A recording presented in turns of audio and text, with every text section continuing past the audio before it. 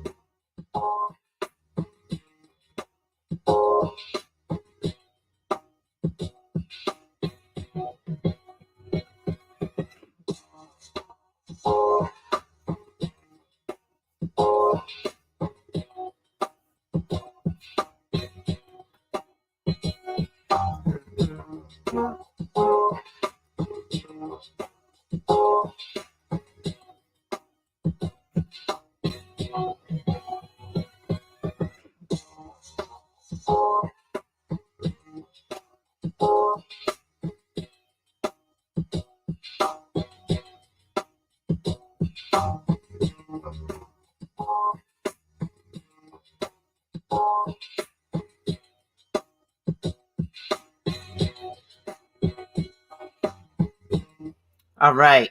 Yo, yo, yo, yo, yo, yo, yo, yo, yo. It's your boy, the insurance junkie, your fiduciary fella, the all-star advisor Alonzo Hall, your social media insurance broker. And I've returned today to whap and tap on your head with another ADH wealth solution.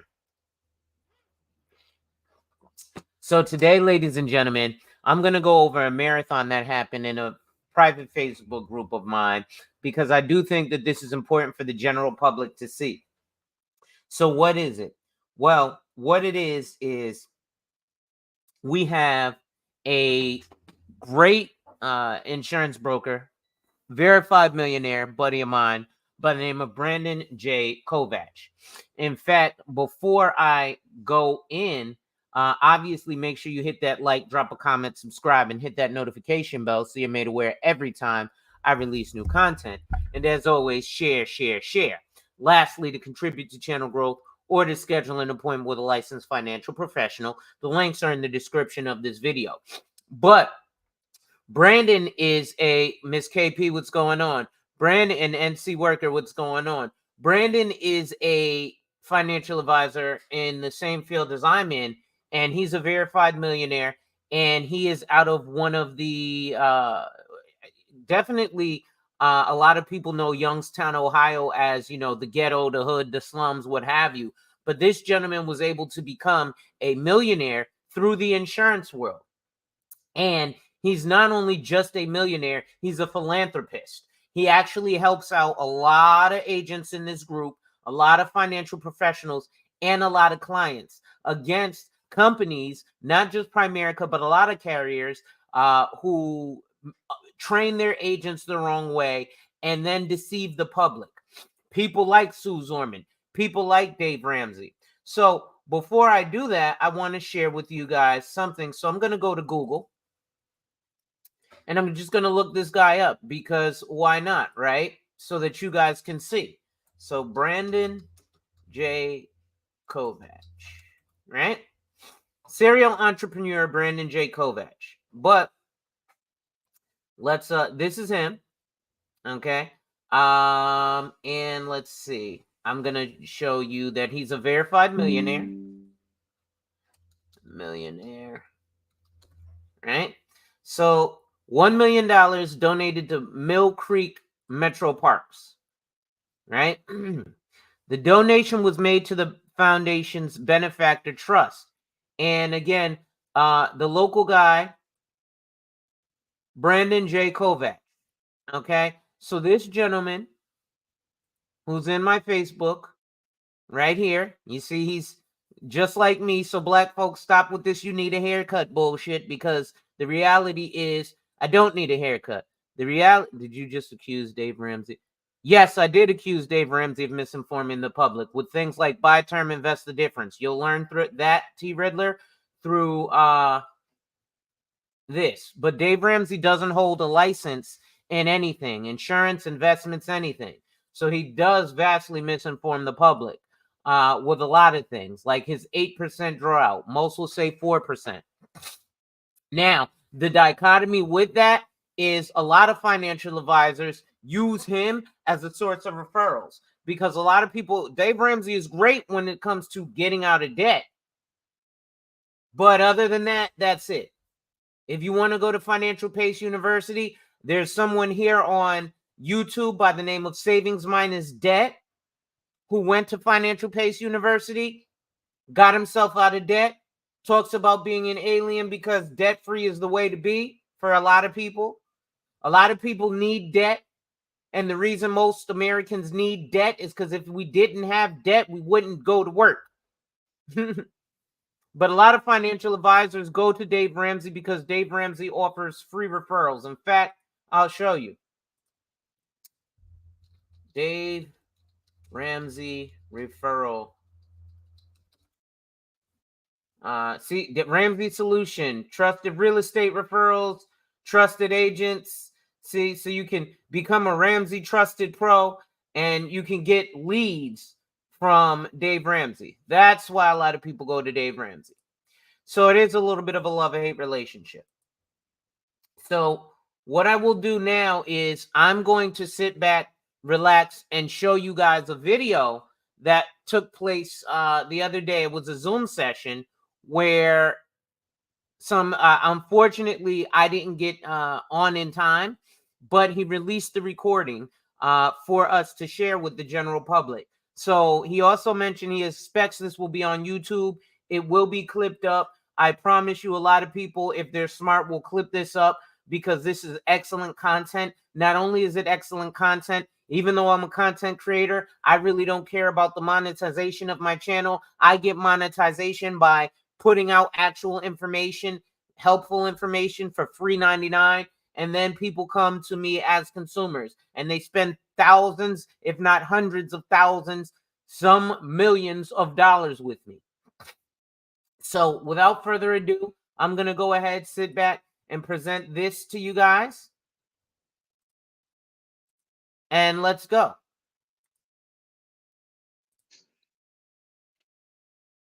There are definitely people in the waiting room, so awesome. That's good news. That is good news. Except I don't know my way around. I'm going to skip We've got 5 participants waiting. So I definitely skip ahead a little more. So and smart and invest the Primerica. Hold on. And so when she says, "Oh, I was in the waiting room and they didn't let me in," it's bullshit, and everybody will know it.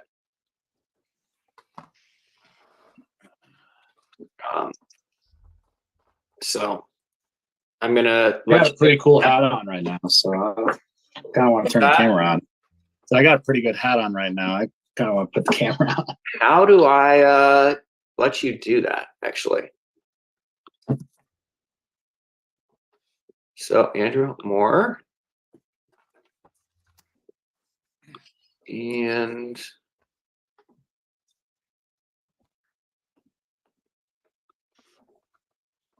okay, I'm going to skip ahead a little more. My message says you cannot start your video. Explain what the difference is. Oh, here we go. Hat on right now. I kind of want to put the camera on.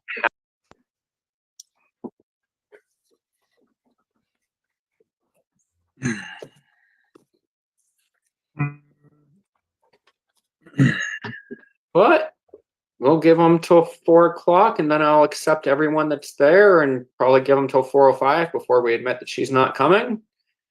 I'm going to go over. So my goal today is I am reclaiming BTID. I'm killing it today. So the goal here is anytime somebody mentions Primerica, I expect this video is going to end up on YouTube. This will be, you know, the one that explains it. So instead of buy term, invest the difference, because Did that just freeze? they never explain what the difference is.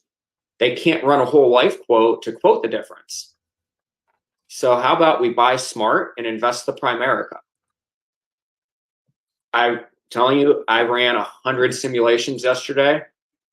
They are not competitive a single time. Like, just absolutely not competitive one single time. Ain't it crazy? Because they claim they do what's best for their client 100% of the time, and I think that we're going to show this is 100% a lie. If they don't believe it, anybody out there that's a client can go to termforsale.com and prove it to themselves. one of the things I've always said as far as talking with Primerica people is that they genuinely can't perform a fiduciary duty for their clients, even if they wanted to. That's exactly what I'm doing. I have I screenshot from what you sent me last night, how Primerica defines fiduciary duty themselves. And right. I look, now that I've taken them to school, you know, you guys are in class, raise your hand if you believe seeing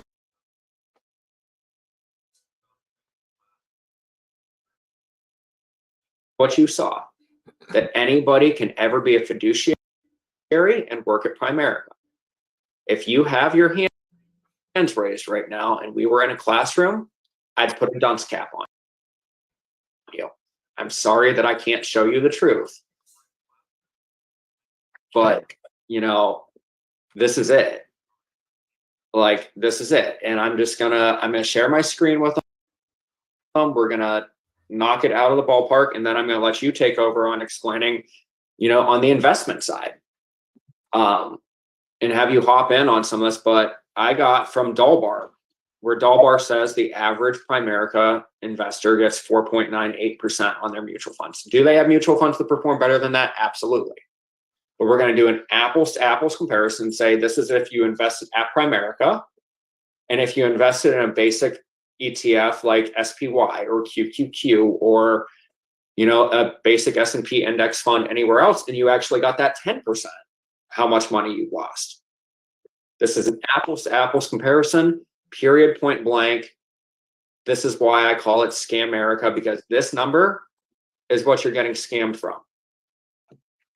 And I'm going to also do the 9/11 and COVID thing. Yes, God. Has to be dispelled today. I can't take it anymore. I think it is the most disgusting thing that anybody could possibly do. Oh, did it just freeze? Why does it freeze? Okay, it just froze. Let's skip ahead. Break this down really simple, and I'm gonna be talking to the customers as well as the agents.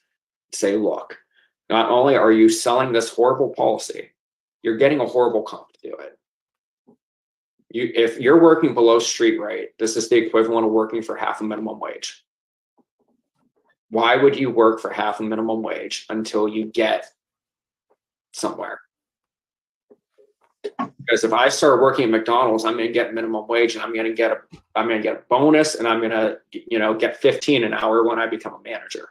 So why the hell would I work for $4 an hour until I got to a manager's position? If somebody told you to do that anywhere else, you'd say, oh, hell no. So why would you do this to yourself at Primerica? Yep. Is Primerica still actually relevant in Northeast Ohio? Because they had a spot. I live in the fastest dying, biggest ghetto in the United States. Youngstown, Ohio. Second. She might be here. I'm telling you, she's a go-getter. Gratuity Financial. All right, guys, real quick, I am going to try and skip ahead to where they really get into it, because this debate is a little over 2 hours. Definitely hope, my average streams go 2.5 hours anyway, but I want to get to the meat and potatoes of this. I really don't want to have the pleasantries. The pleasantries are cool. I might play it again. I'll probably chop this up because this is valuable information to the average, not even to just the average consumer, but to the average person who wants to get into financial services. One of the things he mentioned is, as a Primerica agent, you can't do your fiduciary duty. And this is where Dave Ramsey and Sue Zorman are, again, misleading people, telling you things like, well, whole life agents get paid up to 90% commission. Any agent gets paid on average 90% commission. Whether you sell term, whole, universal, index universal, variable universal life insurance, right? So the problem is that they're pitting these term life only agents, which are Primericans or them, versus full-fledged agents, right? It's like someone who sells real estate, and the person who does real estate only deals with vouchers like Section 8. And they run around and they tell everybody, no, it's stupid to buy a house. Don't buy a house. It's a waste of your money. Just stay on Section 8. Well, in order to stay on Section 8, number one, you have to be impoverished. Number two, you still have to, depending on the income you make, pay about 30% of the rent. And you have the government all involved in your domicile.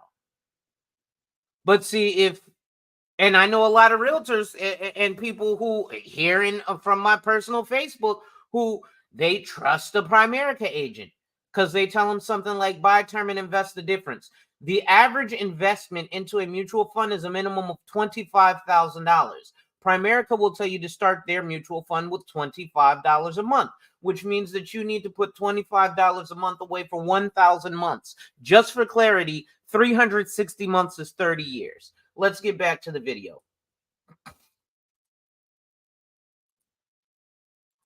I've probably who is M Step? Ice Lake Racing. Here With, she is. you know, like cars, they put studs in the tires and they drive them on Georgetown Lake. And maybe miss that too. There you go. You know, actually, Prime VM, you're going to be shocked, but Cassandra showed up. So seriously, Cassandra, I mean this sincerely. Really, really glad you did. You are the 13th time that we've tried to do like an honest apples to apples comparison to show people why, you know, people perceive there's hatred against Primerica. I don't think that's that, honestly. I think it's just, I mean, there's a lot of issues. I'm going to address some of them, especially the ones that I'm very, very hypercritical of in that group. I know you have some criticisms of how I manage that group, but I mean, here nor there, I deal in facts. I don't deal in misinformation. I have zero tolerance. And I think people from every company will tell you that I've probably removed something that they said. I mean, it's nothing personal against Primericans whatsoever. He's removed my posts. Yeah, I did. I mean, seriously, some of my best friends literally messaging me like, what the hell, man? And I'm like, hey, you know, I just, there's no whatever. But I'm glad you came because, you know, I was going to use. Why is this freezing?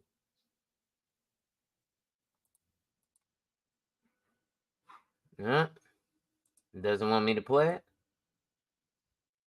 Okay, let's skip ahead. So as a perfect example, one of the ways Primerica operates different is you guys have like a group rating that goes 1 through 9 or 1 through 10. For the rest of us, we have preferred, you know, standard classes. So in order for us to actually do a comparison, we kind of need to know how those group ratings work so we could compare side by side. Okay, yeah, that's a great question.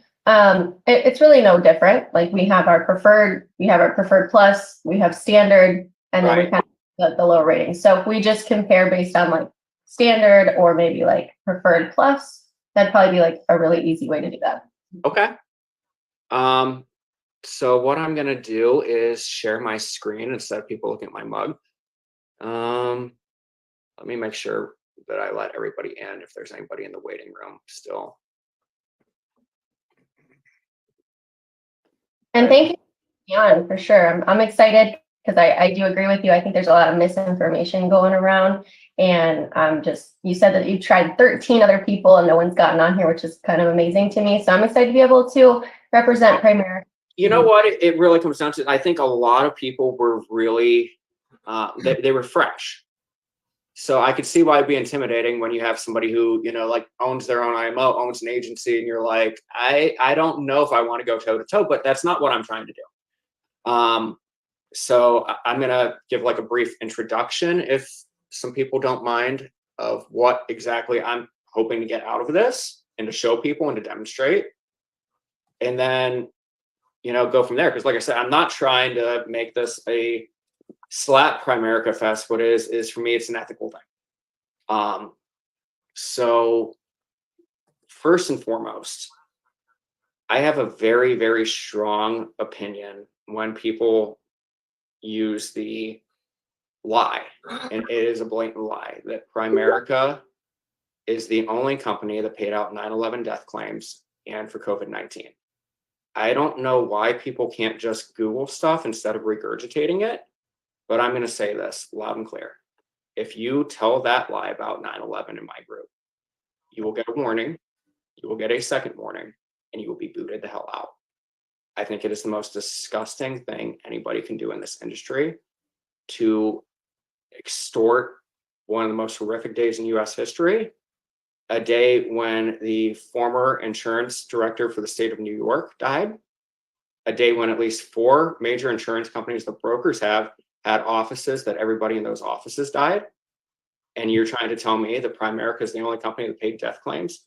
You're going to tell me the CEOs of some of these companies didn't get their death benefits?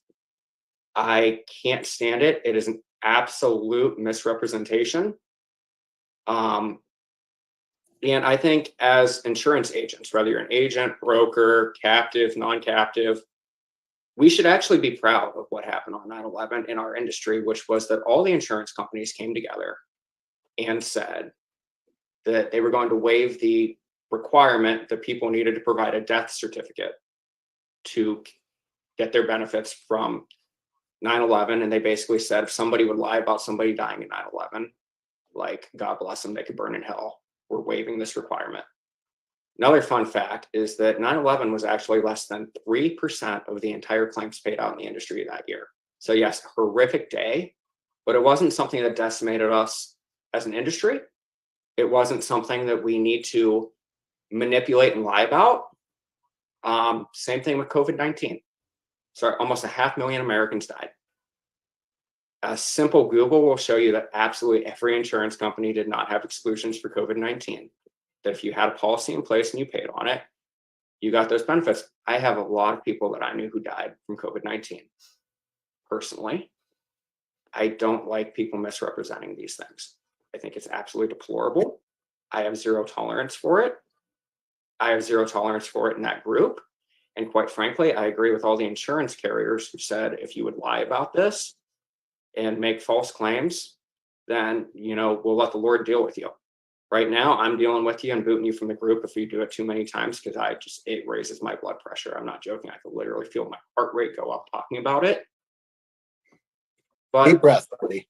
Before regurgitating some of this stuff, and I know we're all going to say Kool-Aid drinkers, but listen, guys, I got the bourbon right here. Before regurgitating some of this, please just Google it. Just Google it. I think, I don't know where this started, but plain and simple, listen, if anything, please do not use 9/11 and the graves of 9/11 as something to say my company is better than yours. Because we all paid out 9/11, and some people paid more than they could ever get in a life insurance policy on that. Zero tolerance for it. Absolutely zero. Not attacking anybody, but whoever started that, I hope everybody watching knows to stop it, because it is a lie. Can I ask you a few questions? Absolutely. So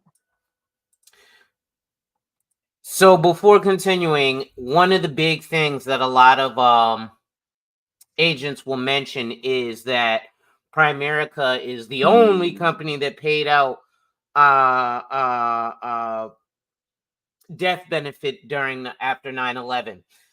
What occurred is after that, a lot of companies now put into their insurance policies that the death benefit will not be paid out in the event of an act of war. Also, that the death benefit will not be paid out if someone is in war. Generally, the death benefit also will not be paid out during the commission of a crime, a felony. And the death benefit was supposedly not paid out during COVID, which was untrue. These are the things that have been told to a lot of consumers by a lot of people in Primerica. They actually have a video stating, oh, we're the only company that paid out during 9/11. Aflac made that claim too. A lot of companies paid out after 9/11. Now, a lot of people weren't familiar with how to go through the claims process, which is why they likely got denied their claim. But the things like even providing the death certificate weren't necessary. So these are things that mislead the average American. I am almost doing this. I did not watch this whole live stream. So I'm seeing it in live time with you guys. So you will see me react and break down a few things. Let's get back to it. and then I'll kind of get into my feelings on it, what I've been told. Also, this young lady here, let me show you. So this young lady here in the green shirt with the long hair, she is a Primerican, and apparently she was coherent enough to actually come in and debate with a great financial professional in terms of what Primerica has to offer. To be honest, they don't have that much to offer except for the fact that they get people involved in life insurance, which is, again, a lot of financial advisors love-hate relationship with them. And what I've also heard. So where do you have any, where have you heard this? Do you have any proof of somebody like writing this down? Is this on Google somewhere? Like, is there actual information that Primerica says, hey, our company, our agents, we say this about 9/11? I removed 4 posts just yesterday of Primerica agents claiming this. Just yesterday, one day, 4 posts. It does happen in other I groups. get it every single day when people say. Now, one of the other things that people do say, and I think where this started, is after 9/11, most life insurance companies wrote exclusions into their contracts that say if you die in an act of war or terror, it's an exclusion. And I think that's what happened. Is factually that's true. And Primerica does not have war and death exclusions in their policies. And I think that it's like, you ever play telephone game when you were in school, where if you start in the front of the class and the teacher says something and it gets repeated by the time it gets to the last person, it is so far off of what the teacher told them. I think that's what happened here. Well, I don't think it's too far off. So when I sit down and I'm interviewing somebody, or, I'm talking about this very specific topic with somebody, we say that we're one of the only companies that paid out all of them. And then there are other companies out there who did not pay out claims. So we're the only company that paid it out. Okay, so for 9/11, and I'm going to ask that people do research this. The industry not only came together, but we enacted federal backstops so that every single one of those policies was paid out, and the federal government backed those policies. So yes, every company paid out every claim dealing with 9/11. It is a direct misrepresentation. You will not find one single person that could stand up and say, my uncle died on September 11th, 2001, and his insurance company refused to honor his insurance policy that was in place. Not a single one. I deal with some of the most ridiculous lies in that group, and a lot of times they do come from people from Primerica. One was a woman who told me that her grandfather, Primerica, was the only company that paid out his policies, and that 2 companies that he had insurance with, which I don't know why he would have insurance with 3 different insurance companies, that in the 80s that they went under and they didn't. And I said, hey, if you pass the life insurance exam, you should understand what reinsurance is. The insurance companies can't just go bankrupt and not, keep their coverage in force. And that this is a bold-faced lie. It absolutely has to be a lie. Since 1969, that law has been on the books. There's no way in the 80s in California, which is one of the strictest states in the country for life insurance, that this magically occurred. So you're saying there's a specific instance where someone told you that their grandfather passed away and he had a few different policies through a few different companies. He had 3 different insurance carriers, 2 of which went bankrupt and didn't honor his death certificate. I said, did he stop paying the policies? I said, because that's the only way they could lapse. And she said, no, Primerica was the only one that paid his death benefit. I'm like, all right, honey, listen. Yeah. I also caught her, though. She was lying about how long she was in insurance. She told me she was in insurance for 4 years. Her license said she got it in September 23. So desperate people do desperate things. That is not a reflection of the entire company.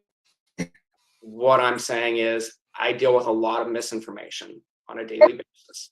A lot of people out there that say a lot of misinformation. So for us to sit here and pick apart like one person in the United States who said this about one company, I'm sure I could literally pull out a ton of people saying a ton of things about certain this, and that. But what we really can sit here and argue about is literally just facts. So if there's ever like facts that we can bring to the table for each other, I think that's really the only thing that we can sit here and like go over. And one of those would be, I actually have teammates and people who did have family members who did have other policies with other companies and had a family member pass away, and Primerica was the only one that paid that death claim. And so I'll ask my teammate if they would be willing to give factual information, like show what companies they were, how they didn't pay out, all of that. I'll bring that to you guys if they'll allow me to do that, because I have heard multiple stories like that. And there's also another woman who decided to work with Primerica because she had insurance through us, insurance through another company on her son. Her son passed away and they were in New Mexico at the time. They got back to their house. She had a check waiting from Primerica about 6 or 7 days later, and the other company did not pay out because he didn't die on U.S. soil. So that may be true about the not dying on U.S. soil, but that's likely not true. What often happens with people is they don't understand the process of life insurance. So they'll do things like get a policy with Primerica, and when they have that policy with Primerica, generally Primerica will tell you to cancel your other policies. So people will cancel their other policies and still have the documentation or the actual physical copy of the policy. And then when the event happens, your family isn't aware of what you've done in terms of canceling or not canceling. So they think they still have a policy. Like Brandon said, generally it's either going to have lapsed, meaning you didn't pay the policy, or people don't understand. Generally, life insurance does not pay out immediately when you give the death certificate. On the spot, what's going on? It can take up to 18 months for a insurance company to pay you your death claim. Okay, the only time you're going to get a check within a week is usually a final expense. Okay, also insurance companies have something called the contestability clause, meaning that it takes they can, if in the first 2 years a person passes, they can search in and find out if you've made any material misrepresentations. If you have, it will be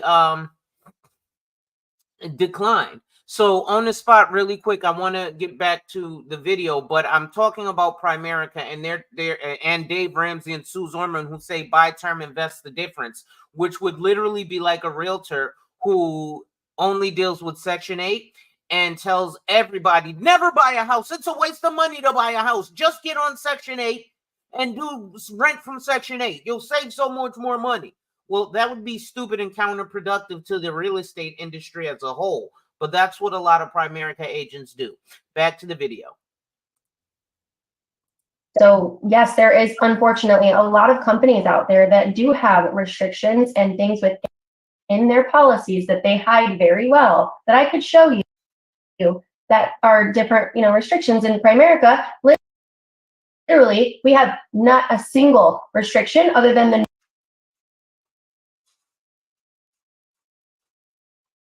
Don't tell me the video froze. Why does it keep freezing on me? Nope. Let me unfreeze this.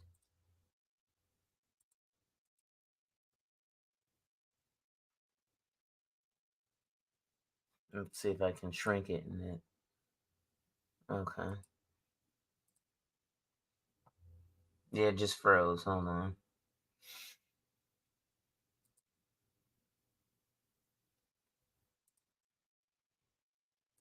Why is this freezing? All right, I'm gonna skip ahead. every company has that. Other than that, you don't have any. Yeah, of course. Every company has a suicide clause, and that's one of the things that I wanted to hit on. Actually, you reminded me of how we were just discussing. Yes, you guys don't have that active war terror exclusion. For a lot of people, they don't realize that it's a very, very rare occurrence, of course. But you could buy a standalone policy for that. So just because you don't have it, for a lot of us, those are riders that we can add if somebody was seriously concerned about that. You're talking about the active war? Someone concerned about the Is that what you said? Well, not only that, but you pay for that.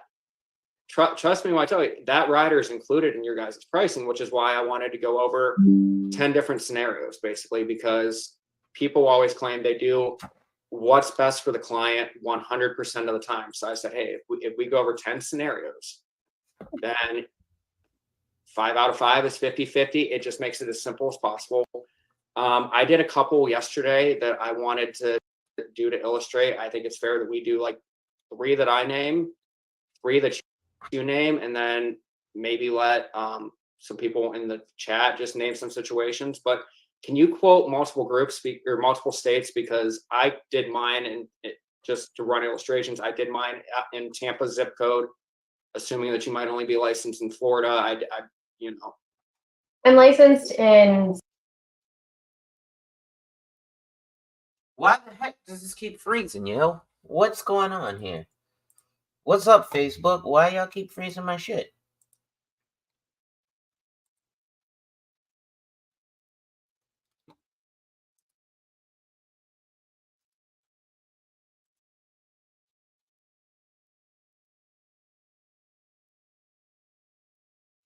And then maybe let some people in the chat just name some situations. But can you quote multiple groups or multiple states? Because I did mine, and just to run illustrations, I did mine in Tampa zip code, assuming that you might only be licensed in Florida.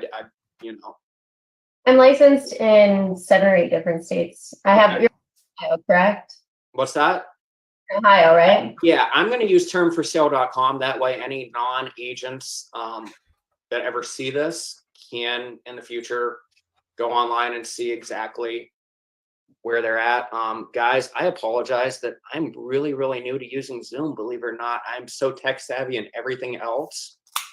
But not While you figure that out, Brandon, Cassandra is absolutely right by saying that yes, it comes from both sides, the misinformation. And what we can do as an industry, as professionals, as agents ourselves, when we find something that's inaccurate, to not comment on that video or that short or that post, because when you do that, the algorithm actually thinks it's a good thing. But what we need to do instead is to direct our attention directly to that agent and say, hey, in the nicest way possible, you're wrong about how IULs are investments. You're wrong about how XYZ companies shouldn't pay death claims or whatever.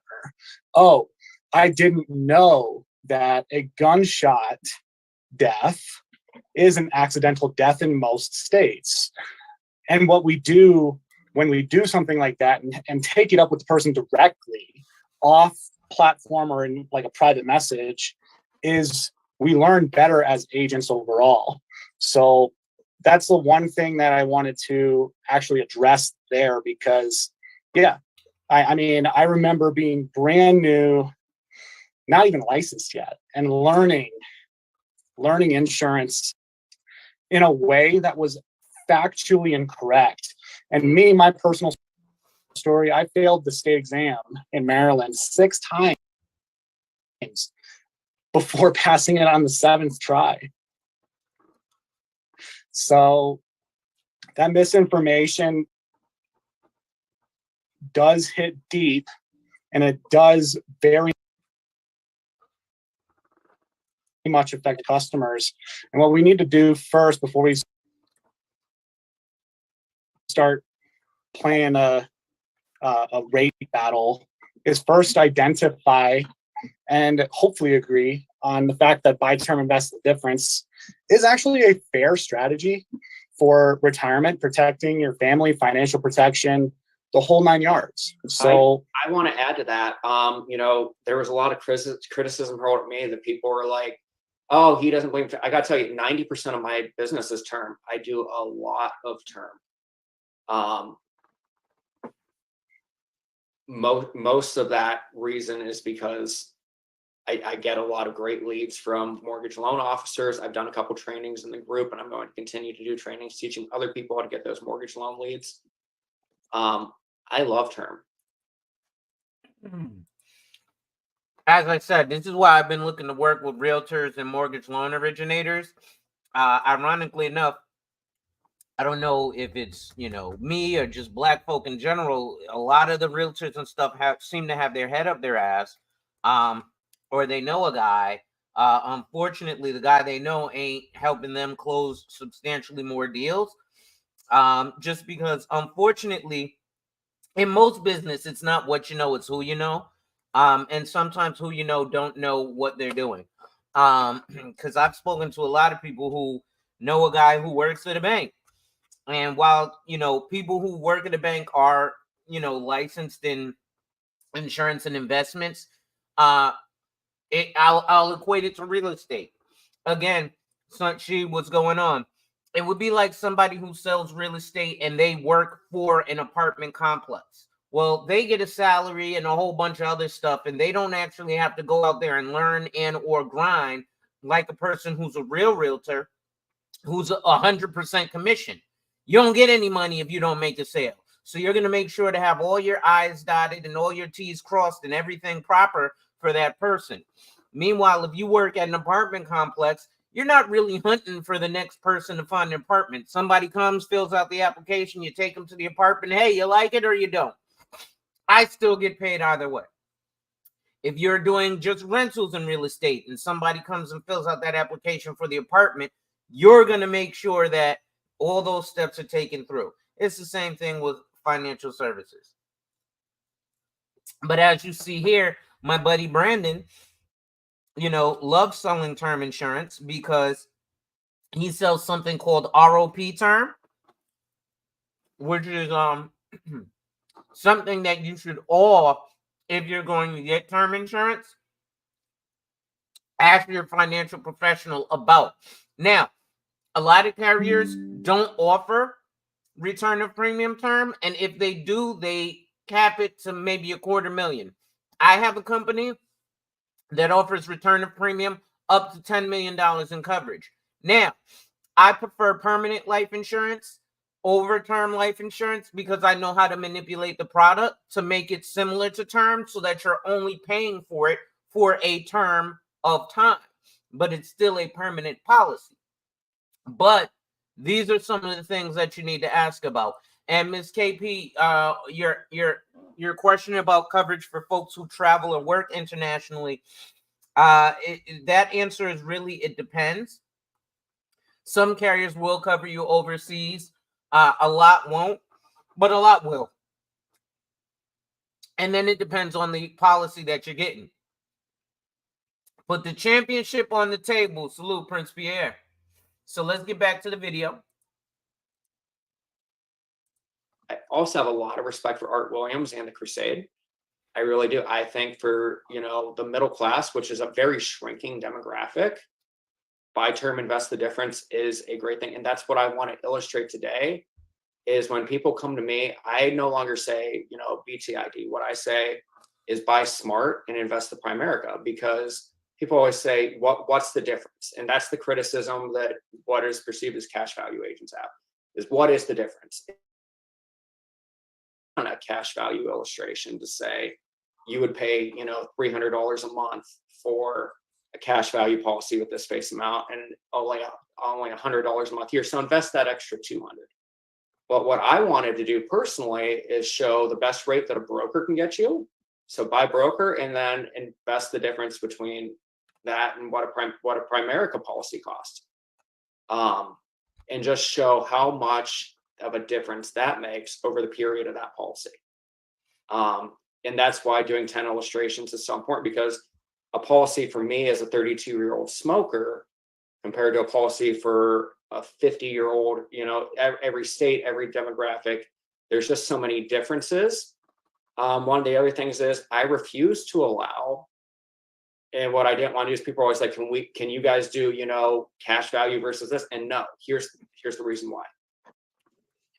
I have reported people to their states because of claims that they make and they should be reported. Every product has a suitability standard. That's why I sell term. I don't disengage in term sales. every product has a suitability standard, which is why Primerica will tell you that you're not their target market. And there are some ethical agents who will say, hey, you know, this is not the best for you. You need, especially, you know, exactly, IULs, whole life insurance, great products for the extra wealthy. That's not your target market. But I will tell you that most Primerica agents that I've talked to,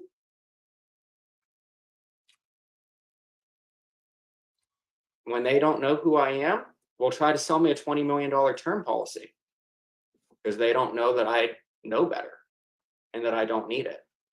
And that's just unethical. And that's on the agents themselves and not against the company either. Your target market is your target market. I think every philosophy has a different target market. Obviously, you know, infinite banking concept. If you're not making 6 figures a year, man, you're never going to be able to bank on yourself. Anybody who's telling you different is lying to you. And this is all stuff that I'm hoping out of the group people learn, out of the community college people learn, is what is suitable and when to utilize it. But I agree. I like buy term invest the difference. But what I do and what I wanted to do today is show, you know, buy competitively priced and invest the Primerica difference. Cassandra, I'm sorry if that offends or whatever, but everybody comes in the group with they're best, and we, you know, but. So I'm not sure why, you know, and again, if you had one person who said this to you, that doesn't need to be a blanket statement about our company, because there's agents in every company that probably have said something wrong before. Absolutely. My team, my hierarchy, our company would never, we do what's right for clients 100% of the time. We will never sell someone something that they don't need. And in fact, because we're not just a life insurance company, we are an investment company as well. Most of my clients, if they need a very high amount of life insurance, I will tell them, you know what, your, you know, kind of the dime method that we use and the way that we kind of calculate how much you need, it's a very, very high amount, maybe a few $1 million. To be honest with you, I don't think that that's really necessary, because unlike other companies where they're just a life insurance company, when you're with us and God forbid something were to happen, well, you now have me as your. The one thing I have to correct there, because she's saying that a lot of other companies are just life insurance companies. Where there are, those are going to be a lot of your 3-letter companies. If people are with like World Financial Group, Family First Life, PHP, a lot of those are insurance only. But the carriers that they have are generally broker dealers. There are a lot of IMOs like mine that, and most life insurance companies are investment companies, by the way. But a lot of clientele doesn't get to a certain, they don't have a certain either time horizon, risk tolerance, or amount of income. Prime example, things like the IUL, the infinite banking, which doesn't have to be done with an IUL. It can be done with traditional whole life. I prefer the IUL, but I'm an IUL guy. I like the flexibility of the IUL. That what I'm talking about right now is above base level. Most of my followers are going to understand this just because I talk about it all the time. But the flexibility of premium. So, you know, your premium might be $1,000 a month, and you have the option to put up to $3,000 a month in there. That goes towards your cash value. But infinite banking is by no means cheap.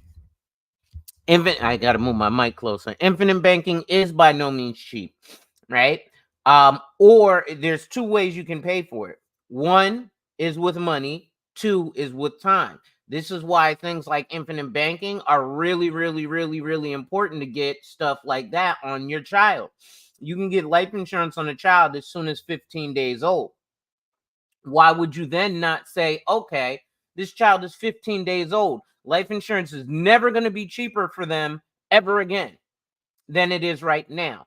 Let me put $100, $200, $300, $400, $500 a month away, because I know people who will do stuff like that, especially in the Black community. Let me put $500 a month away into a Chase Bank account or a UTMA account because it sounds nice. Those are low interest getting, low interest bearing, low interest earning, APY, annual percentage yield, versus something that grows with compound interest and multiplies your money, gives you ability of leverage, and guarantees their insurability. But again, different strokes for different folks. But most insurance companies are investment companies. Think Prudential, think Mutual of Omaha, Mass Mutual, Northwestern Mutual, New York Life, Emeritus, who else?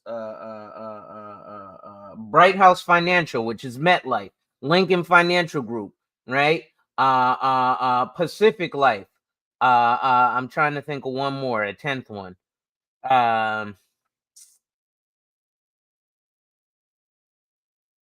I can't think of a 10th. Principal Financial, right? So a lot of these insurance companies are also investment companies. It just depends on if the representative you're dealing with is licensed. So let's get back to the video. Financial advisor with that $1 million. And so I can help make that money last for your family way longer than another insurance company would be able to. So I don't think that you actually need 2 or 3 million. You probably need, you can afford less than that and take the rest of it and invest it, if that makes sense. No, I totally understand, where that philosophy comes from as well. Again, limited products is what it comes down to for a lot of people. And people always say, oh, do you have your broker's license, bro? And you know what? Honestly, I plan on getting them. Could have them if I wanted to overnight. Master's in finance from an Ivy League university. I know more than a lot of people with their broker's license. That I could absolutely assure you. I'll perform most people with my investments, and I'd be happy to teach everybody how to do that. It's very, very simple. It doesn't have to be made complex. I could also analyze any stock that anybody wants to take a look at. If I get my licenses, though, I'm going through another company that will get me my Series 7 and take me all the way there.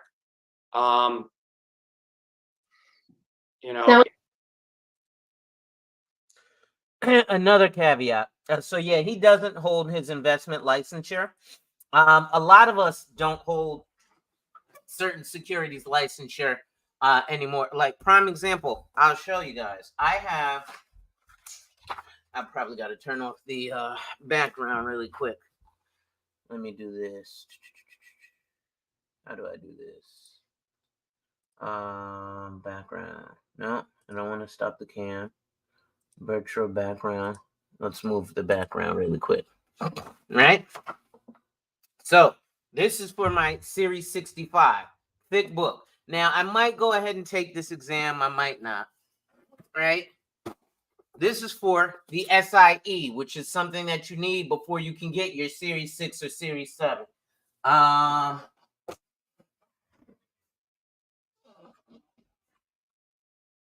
This is property and casualty. So this is my car insurance license book, which I had, but I got rid of. This is for a designation. This is 3 of 5 books that I have for the Certified Retirement Counselor designation, right? Then there's the Series 6, 63, 7. But anyway, I don't even know where all my books are. So I have the study material for a lot of these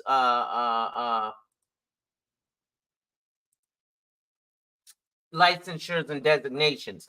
But the reason that a lot of people leave those licensures is because there's so much more regulation, right? And for example, if I hold those licenses, now I can't do YouTube, right? So now I can't come and educate the general public on a lot of stuff. A lot of these questions and stuff This is why I am always hypercritical about all these guys who come online who aren't licensed, who are like, invest in this, invest in that. Really quick, let me remove this. I'm going to stop sharing and share something else with you, right? I'm going to show you where, you know, your local non-licensed, hey, invest in stocks guy goes, and then goes here because average American don't want to read, and says, hey, you should buy whatever. Yeah, they'll click on the S&P, Russell 2000, right?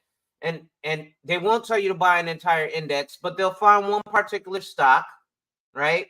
They won't look at, for example, the historical data, which would be, you know, a 52-week moving average or the last 20 years of what's going on. They'll just look at something really quick. Oh, this is the new Yahoo Finance. Okay. Let's see, watch list, right? Or Yahoo Finance Plus, blah, blah, blah.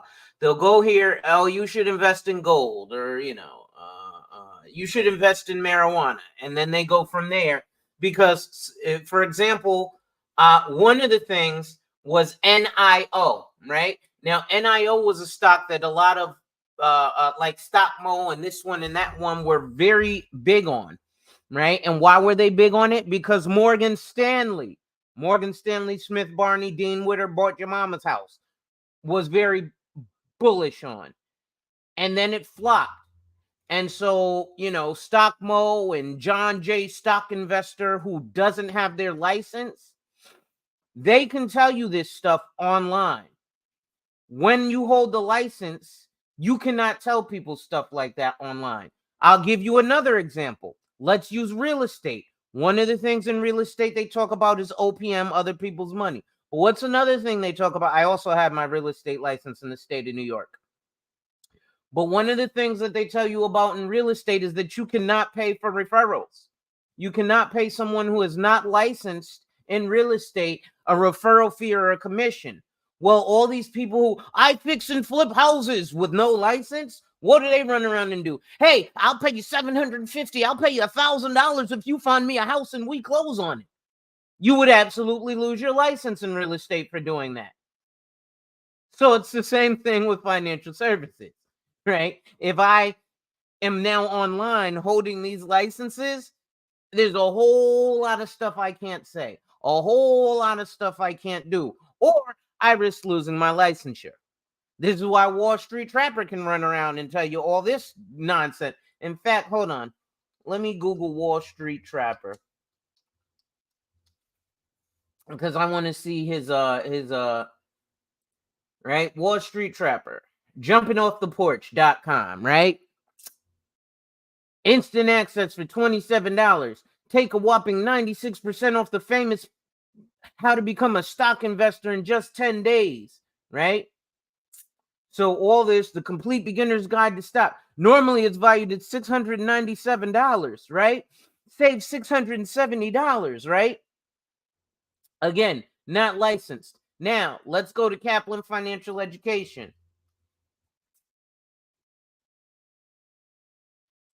All right, if I sign in here, hold on.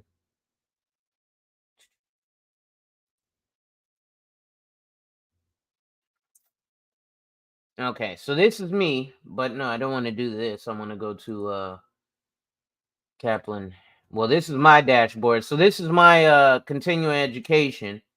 I actually need to complete this. See, know your customer, FINRA, right? So there's regulatory authorities that take care of this stuff. Let's log out. And let's go to Kaplan Financial Education, right? So I want you to see something again, right? Because let's see.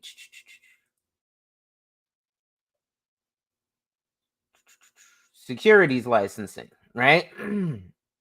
So let's go to SIE Series 7, right? So the premium instruction online guide. And just so you know, Kaplan is one of the most expensive if not the most expensive financial services education company in the country. It's also highly trusted. It's $479 to get the SIE and the Series 7 study materials with an online live class, which these are people who are licensed and regulated to do so, versus going to the Wall Street Trapper for $697.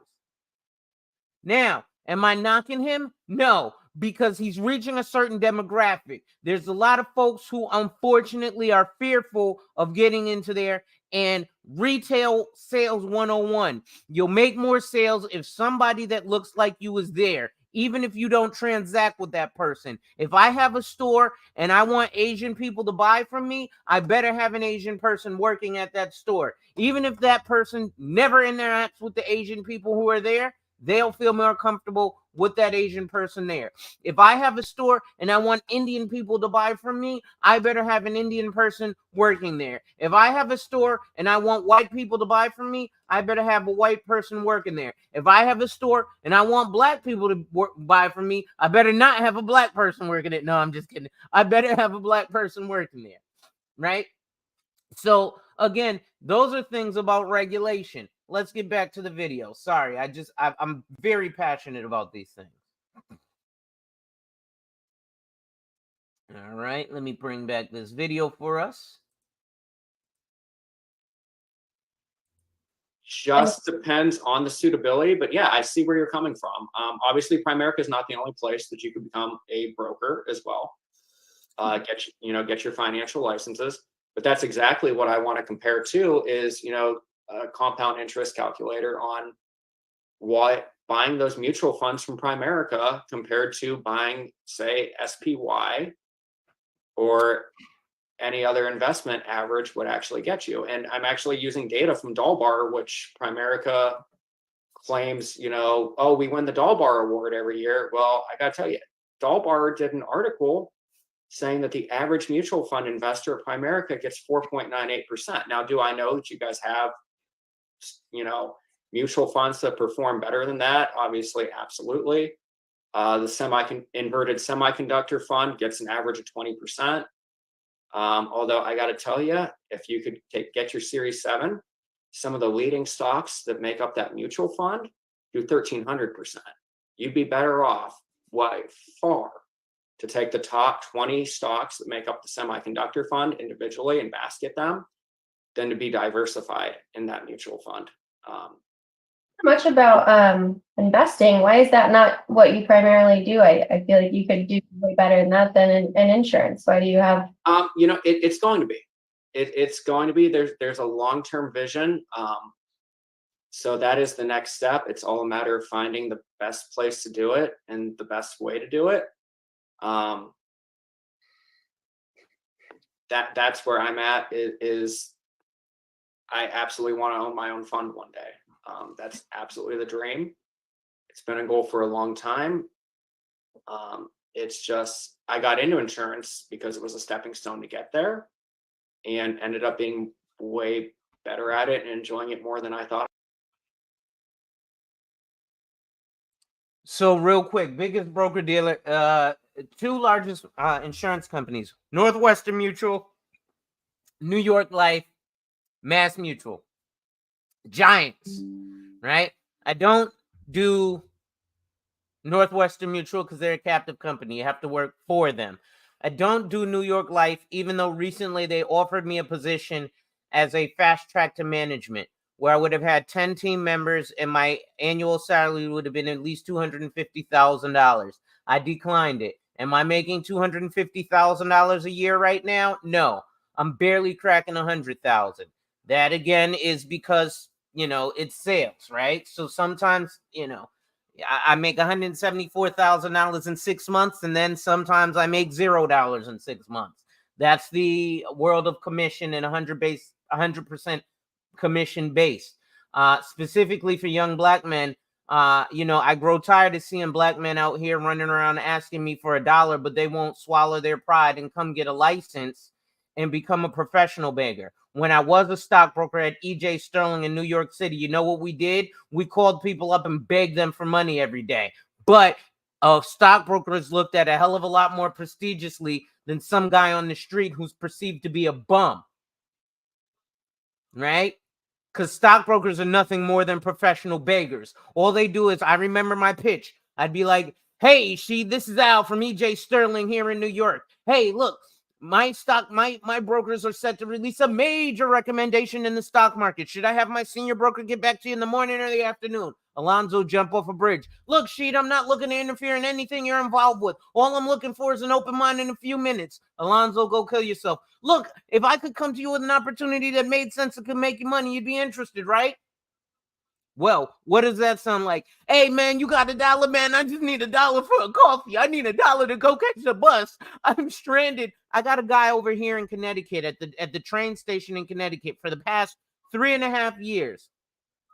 He's been trying to get back to Harlem, and he only needs $2 so he could get on the train to get back to Harlem. I'm like, bro, you could have walked to Harlem at this point.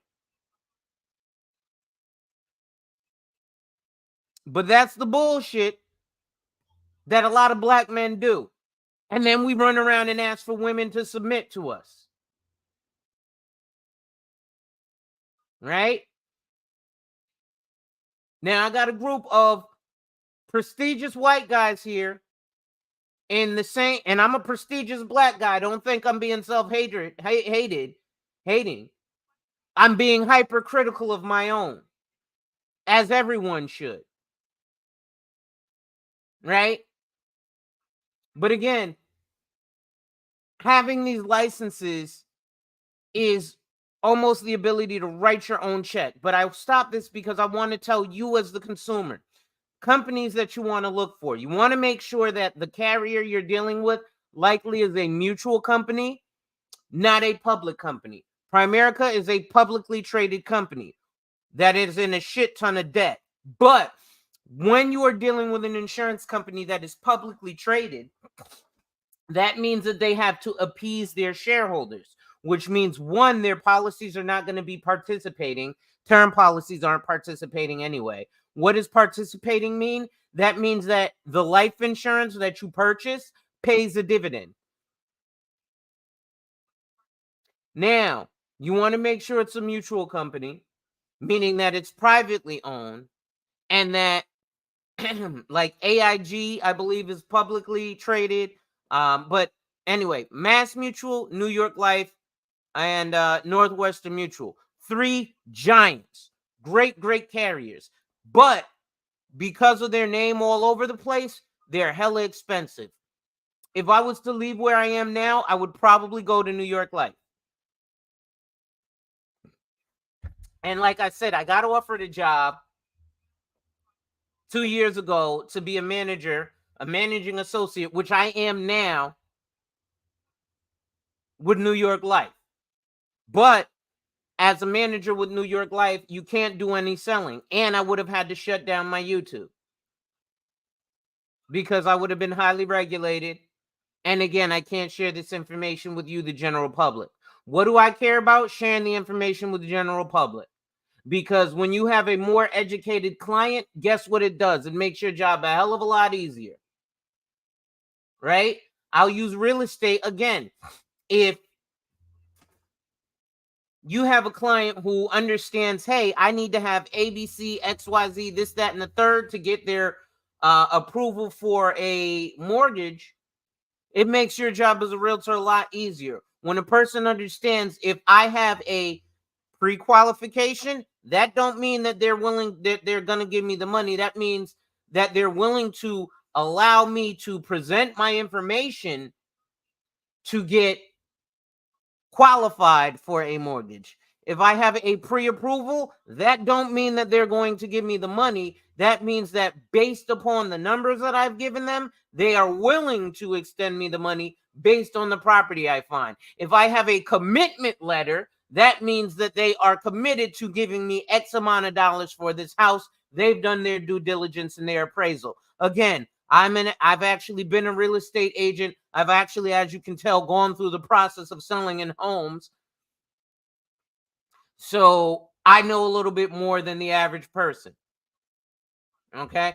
But you want to make sure that if you're looking at whole life, Is this, with this whole life policy, is this policy participating? Ask your financial advisor that. Because a participating policy means that that policy can pay you dividends. It doesn't mean that it will, but it means that it can pay you dividends. Let's continue. I would. It was originally just supposed to be a stepping stone for me, and it became a passion for me. I don't feel like I work because I'm helping people every day, and I hope that most people in this industry feel that way. But let me tell you, if you can make more money selling a better quality product, it makes you feel a hell of a lot better. So I think, you know, we've got all the time in the world, because I did pay to upgrade my Zoom account, which I'm really confused because people are telling me that it capped off at 100, and this happened to me before, and I upgraded the Zoom account, should be able to put 300 people in here. So I'm sorry to all the people who got left out. But what I would definitely do is, you know, it's being screen recorded, so We should have charged for the show. I will definitely put this in the group after for everybody. Of course, they'll be hearing this late, but I am sorry. And I promise to learn more about Zoom before I keep doing this. If anybody is an expert on Zoom and wants to reach out to me, God bless. I would really appreciate it. I had to reach out to my buddy Brandon. We spoke. We haven't So- spoken in a while. If you're ready to jump in and do some numbers, I say let's do it. Yeah, let's do it. So this term for sale thing, I also just want to kind of, so I know you guys work with a lot of different companies, obviously, right? In Primerica, we have our own life insurance company, and that's it. So when you're doing a quote, sorry, I've never seen this website before. The reason I know prices and things like that from other companies and how I'm able to do buy term invest the difference for clients is because they come to me with an already made product. Like they come to me with a policy, not even a quote. They come to me with an actual policy, right? Their amount, all that sort of thing. And then I'm able to take that and show them what the difference is with us. And so again, I've never used this before. So is this basically going to basically pick whichever company is the best out of like a pool once you put in like these It different. actually shows about 50 companies, but it is true. It's powered by CompuLife, so it's very similar to toolkits and stuff that other brokers use. It'll show about the top 50. And it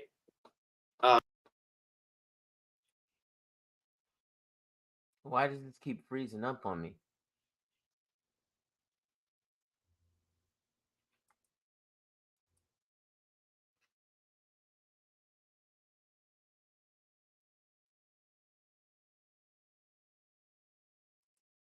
it'll show. I had some people at Primerica that did run side-by-side numbers for me. And you guys definitely did become a little bit more competitive. I saw about a 12% difference between the old product and the new product. So again, I'm really glad you showed up. And you're going to get a little gift for that, by the way, because this is awesome for me. But So one of the things I need to highlight that Cassandra said is she takes the current premium that they're paying and it runs that to compare with. Now, I've had plenty of conversations with Primerica agents and converted some, converted none, but also I have a fiduciary responsibility as a broker to do the right thing for my client. Always, right? So then, Why is this freezing? whenever I personally do an annual review with any of my clients, it typically includes an increase in premium, which is interesting. But if that's going to be the approach, then we need to hammer that down a little bit more, as in they're taking someone that's already comfortable with paying $120 a month in premium and taking that premium to play with on their numbers and quoting. Is that fair to say, Cassandra? Yeah, I guess I'm a little confused. Is if you're saying that their premium is going to increase, that would only, I think that would only make my. I think we're talking about increasing death benefit riders. Right, Andrew? I'm talking about increasing insurance, because I sit down with my clients on an annual review, and then they lowered their total debt by 25,000, but they want more, or they want something extra. They want more out of it. That's typically that second or third annual review with a client results in additional sales. It results in additional policy sales, even if it was a term. Now, as an example, I spend a lot of time in the business space right now, and business owner clients, they love knowing that they have additional insurance needs behind it. Hey, you've got another business partner because you brought in someone at 10, 15, 20% to help run your company. That means you need additional insurance between your new partner. Oh, you have a family planning need now because you and your wife are thinking about getting additional members within the family. You're trying to get a family started. So that's what I'm talking about when I say that second or third annual review typically translates to more sales. That makes sense. So with our products, we actually have built in with all of our products, we have every year for about 10 years on the anniversary date, the client has the option, if basically something gets sent to them in the mail that says, you know, would you like to keep this on or turn it off? They don't say anything, obviously it's going to continue going, but every year for 10 years, the amount of coverage goes up by 10%. And then the premium that they pay goes up by whatever that, you know, small amount of increase of coverage is based on their age. So it doesn't matter. Let's say, Andrew, like you had a policy with us and next year you got cancer and you're never going to be able to get more insurance with anybody, right? Like you got stage 4, whatever it is, right? With Primerica, it doesn't matter. You don't need another health check. Nothing else happens. It will automatically increase by 10% for the next 10 years. And in 10 years, you'll have double the coverage of what you had before, if you want to. You don't have to keep that on there, but that's good for.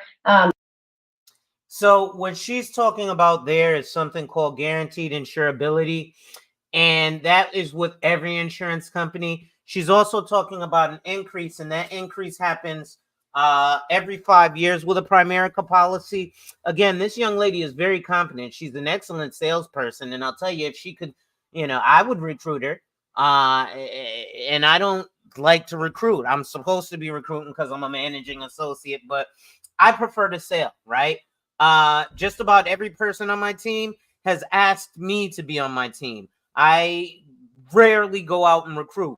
Now, you know that video I did about recruiting, right? When's the last time you had some pussy? Oh, it's been like a year, coach. Get the fuck out of here. You're fired. If you can't get sex, you can't recruit, right?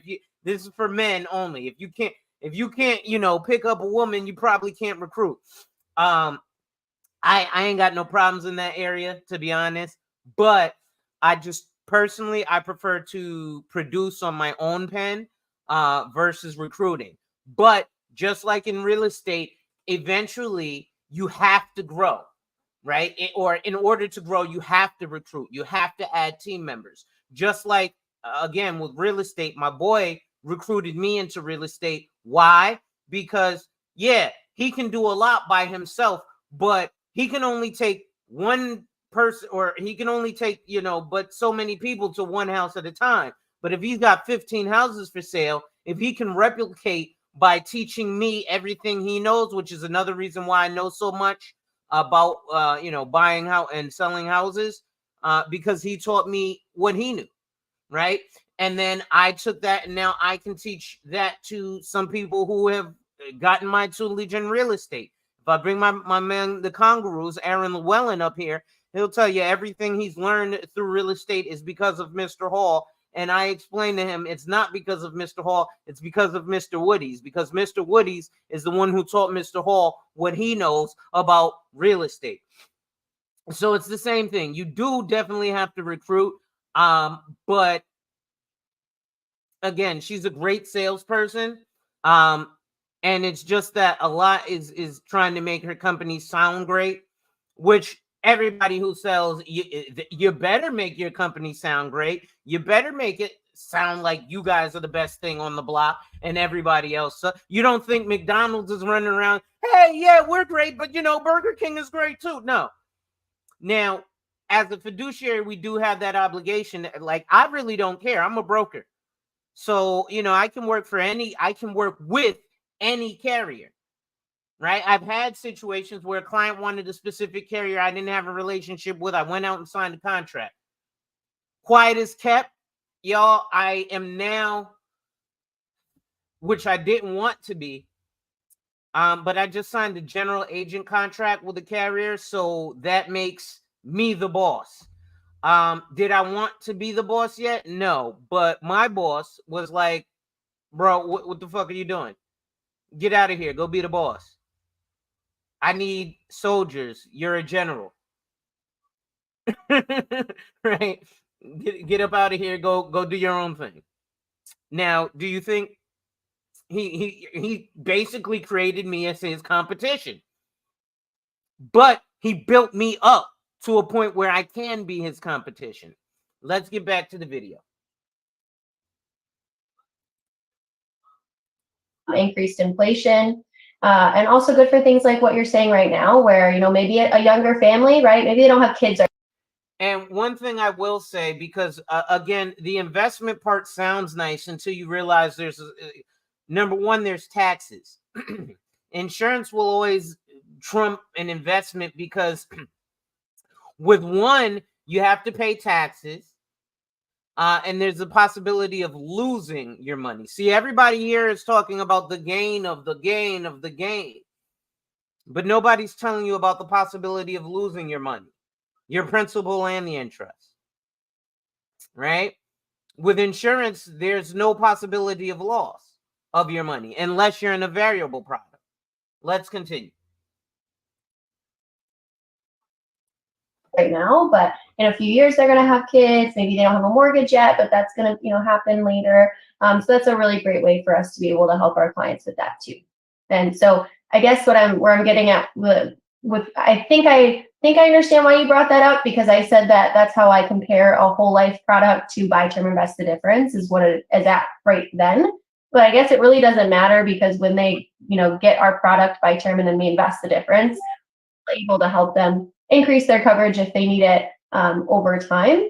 So I'm not really sure where the. So I have a question for you about, you know, like I said, I definitely agree with buy term invest the difference. Obviously, in my capacity, I would tell people, you know, best I could tell you is go look at TD Ameritrade or opening an account on your own. You know, I'm not licensed as you are, but that comes down to, what do Primerica agents do who aren't licensed? Because, you know, I've personally seen a lot of them say, you know, mutual funds are the best thing to invest in. It's like, you're not licensed to make financial statements like that. You know, and for me, I'm like, I just want to see the math of, like I said, you know, it's not just for me, buy term invest the difference. It's, I think you're in a special situation. Most agents that I talk to aren't doing a lot of, you know, replacements of people that already have policies. They are doing a lot of people that don't have insurance at all. So if they're in that situation, somebody comes to me and they say, hey, I have $100 a month extra that I could afford to put into a life insurance policy. I got to tell you, there's two situations, and this is why I have a criticism of not being a broker. And if Primerica ever went the broker route, I think it'd be one of the best things they could do instead of keeping you guys captive.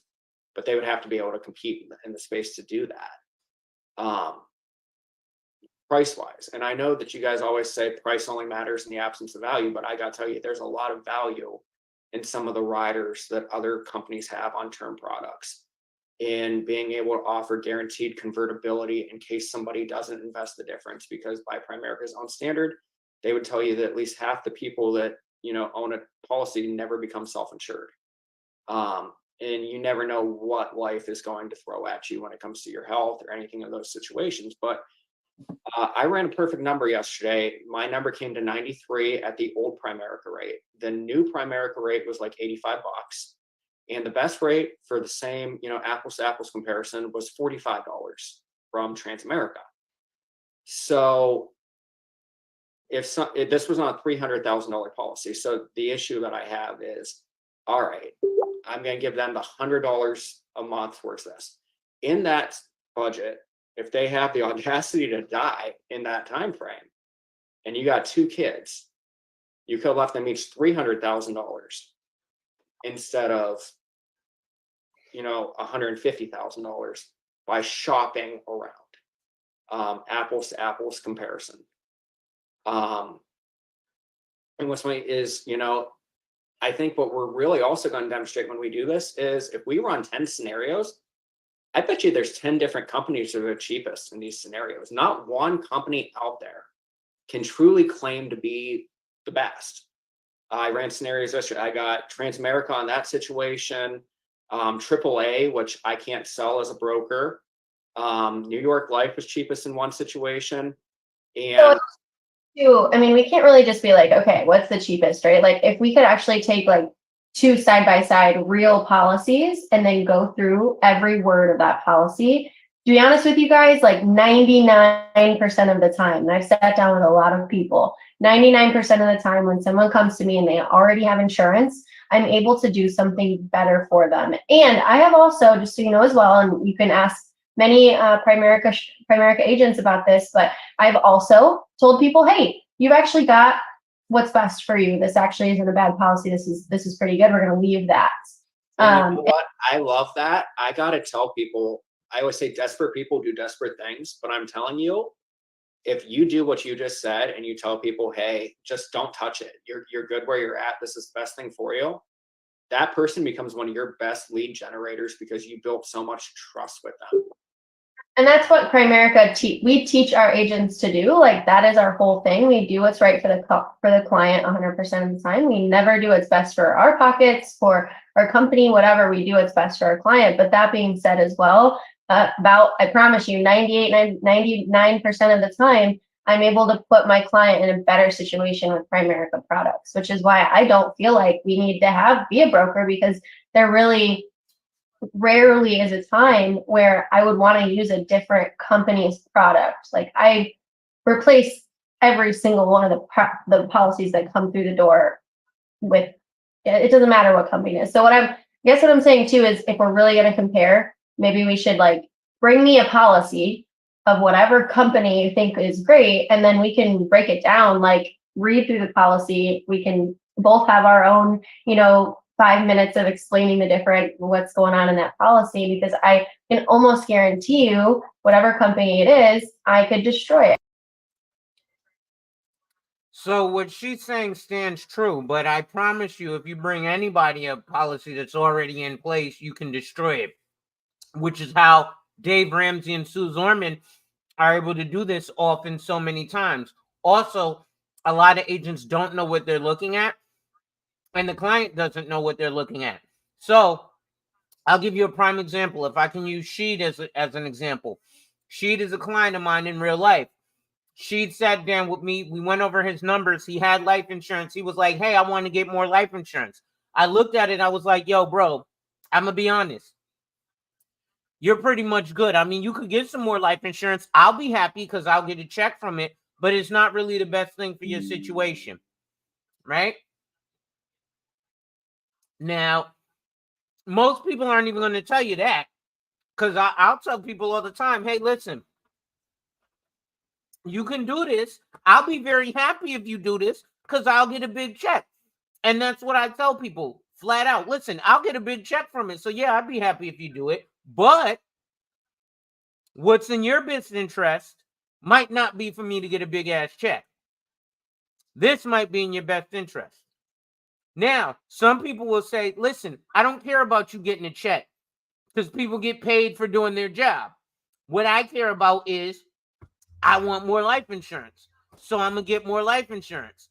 If it be through you or somebody else, somebody going to get a check when I get this life insurance. Or this long-term care insurance. Or this disability insurance. Or whatever kind of insurance that might be. This financial product. This retirement account. This investment account.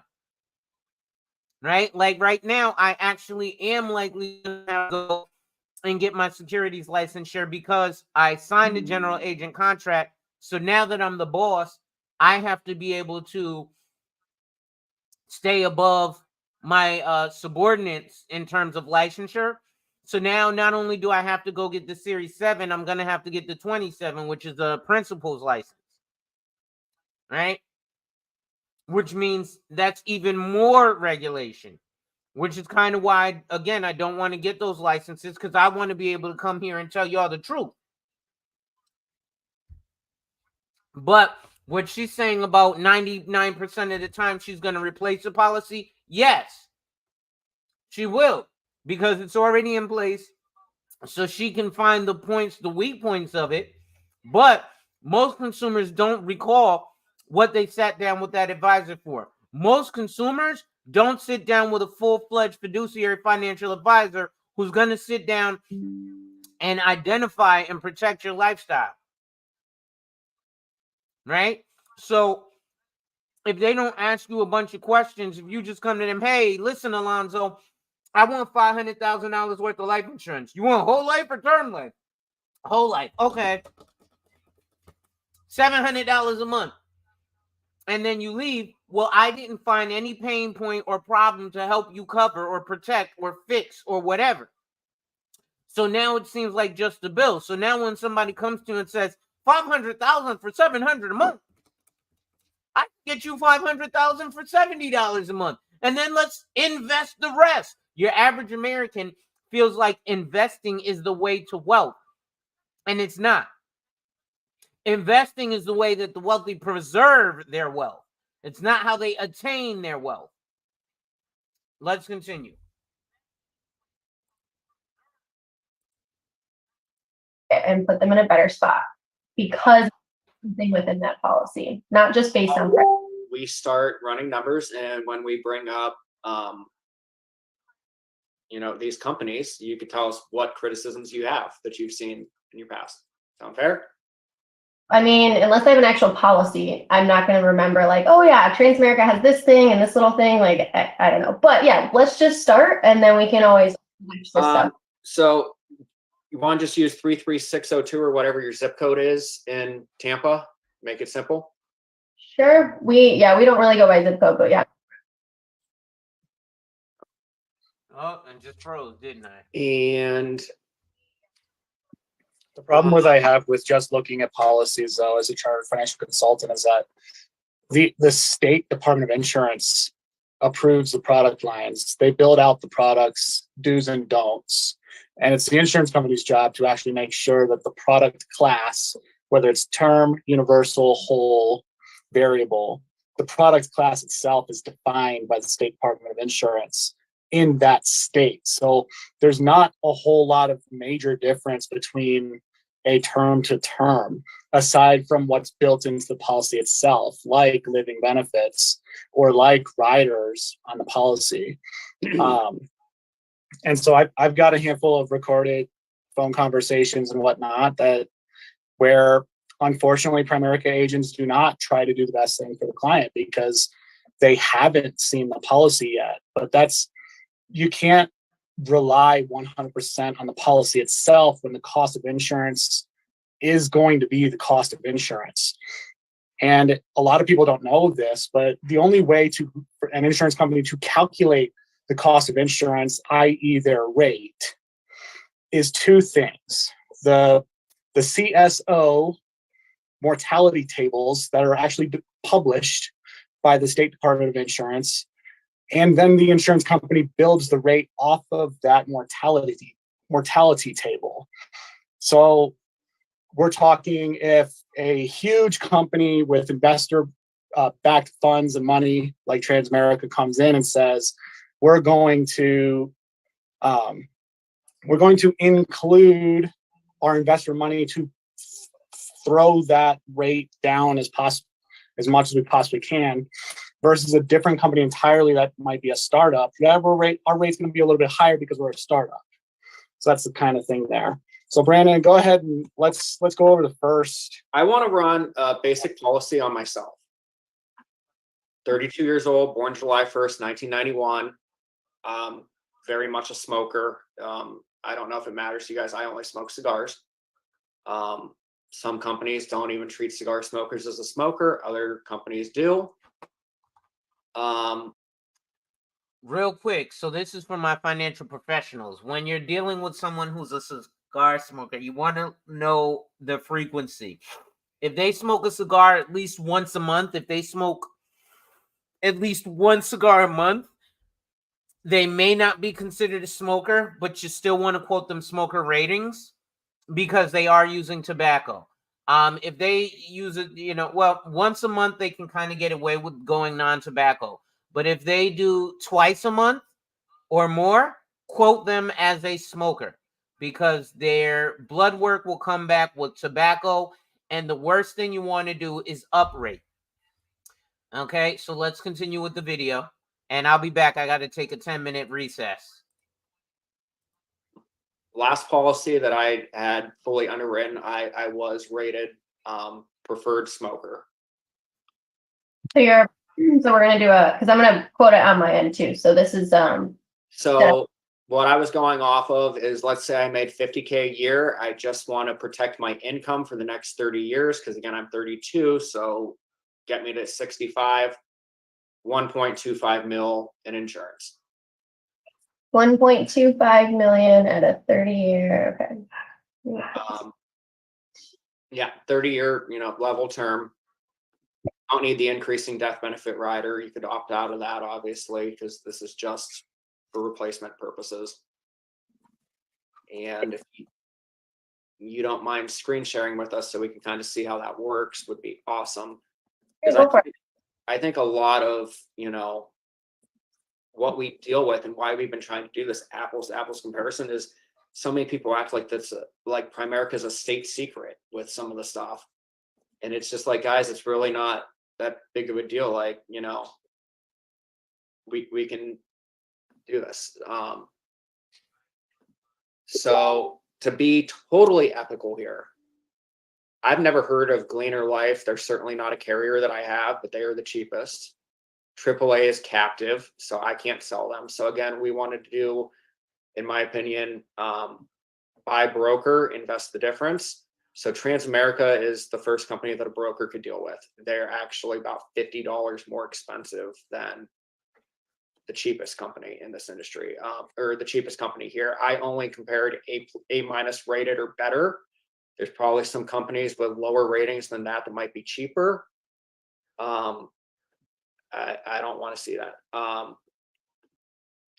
So I'm going to go with my Transamerica rate is $34.05 annually. As a broker, that would be the best that I could offer for somebody. And again, not even the best that could be offered in the industry. I'm being totally transparent here. So, and again, AAA agents, God bless you guys. You've got me beat here. If I was a fiduciary and I looked at this, I would honestly have to say, go find somebody a Gleaner or go to AAA because I have to do what's best for you financially. Yeah. And then I'm sorry, what was your age again? You said 32? Yes. Okay. Now, do you need my exact birthday or? Nope. Okay. So we don't go off of insurance age. We go off of real age, which is something that also kind of sets us apart in the industry. But yeah, I can share my screen if you want me to. Okay. Show you, I mean, this is our quoting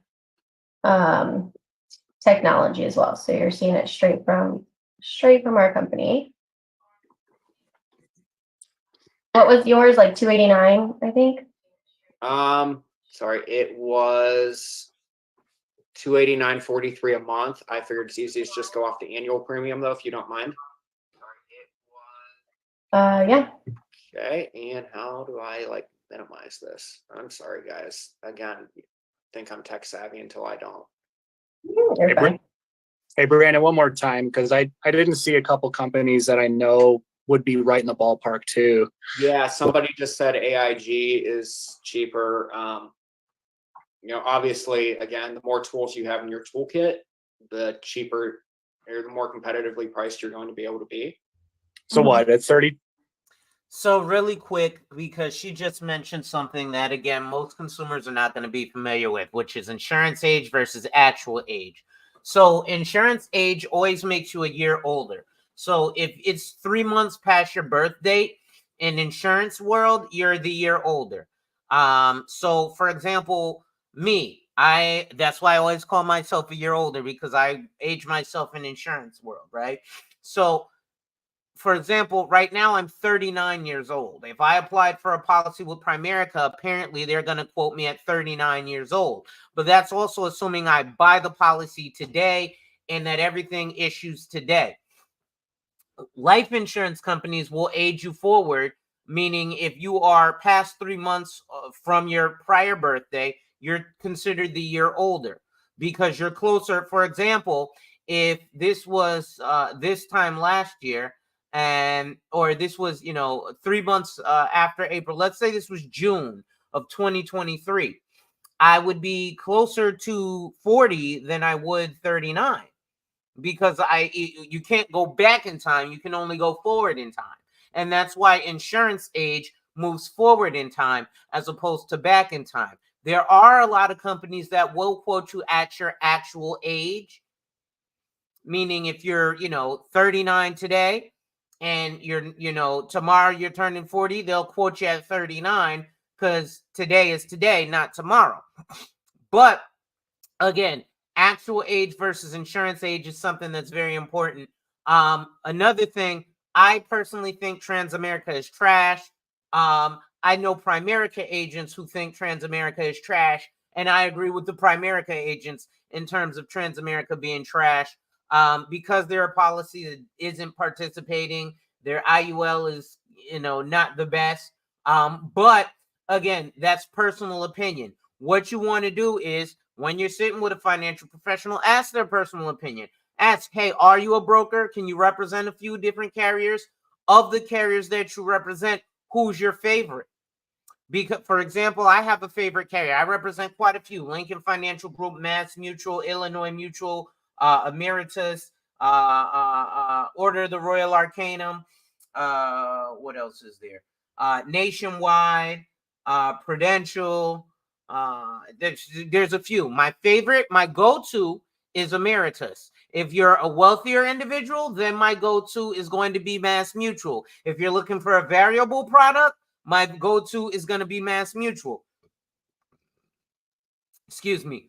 But most average Americans, I'm going to put you with Emeritus. Now, if you're looking for paycheck protection or disability insurance, I'll probably put you with Assurity. If you're looking for a return of premium, I'll put you with Assurity, right? So as a broker, you're going to get 4 or 5 companies that you're comfortable with that will fit your client base. When I start to get to the wealthier clients, I'll likely move more of my business towards Mass Mutual. Right now, since I've written this contract with Lincoln Financial Group, a lot of my clients are likely going to be going towards Lincoln Financial Group. Now, there's something called hybrid life insurance, which is why I would get them with Lincoln Financial. But to be honest, if you get a traditional whole life insurance policy with living benefits, it's pretty much the same. Let's get back to the video. 32-year-old male for $1 million or $1 million? 1.25. 1.25. I wanted to protect. This is your middle class, 50K a year. Like this is your average middle class.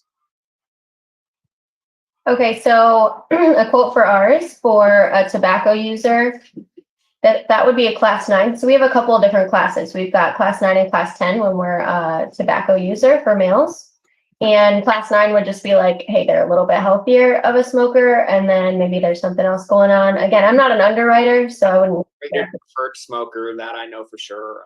Last policy I took out, I was surprised it came back with actually no nicotine in my blood work. I did fully underwritten.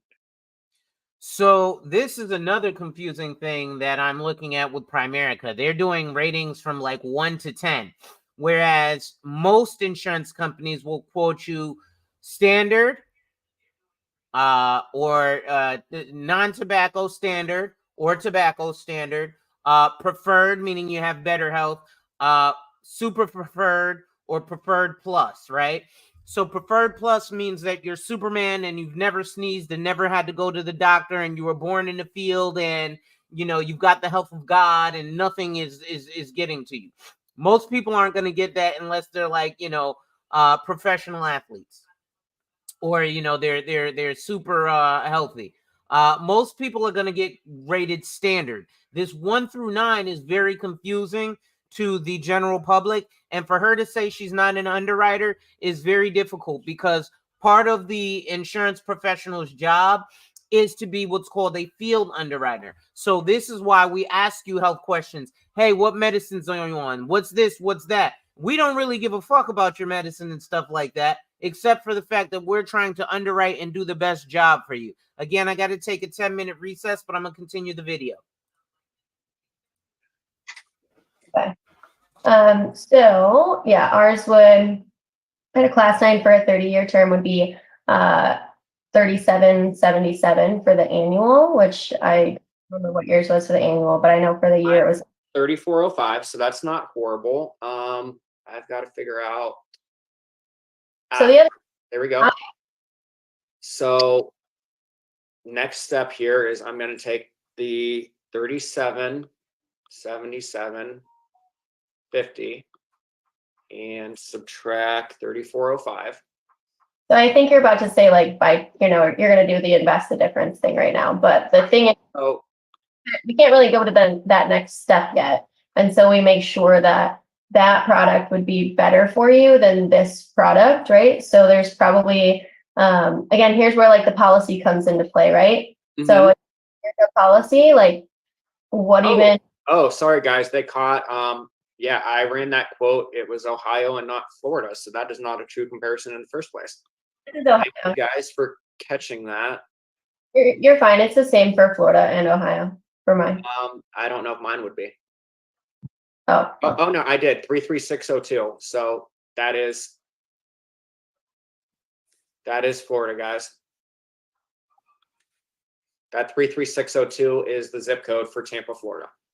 Okay. Does anybody know more information about Primerica, like what kind of riders would already be included in this policy, how it all works, like things like that? So, yeah, I actually am appointed with Primerica. They're oh, I'm sorry. It was you that was running your policy in Ohio and not Florida. Yeah, I can. Okay.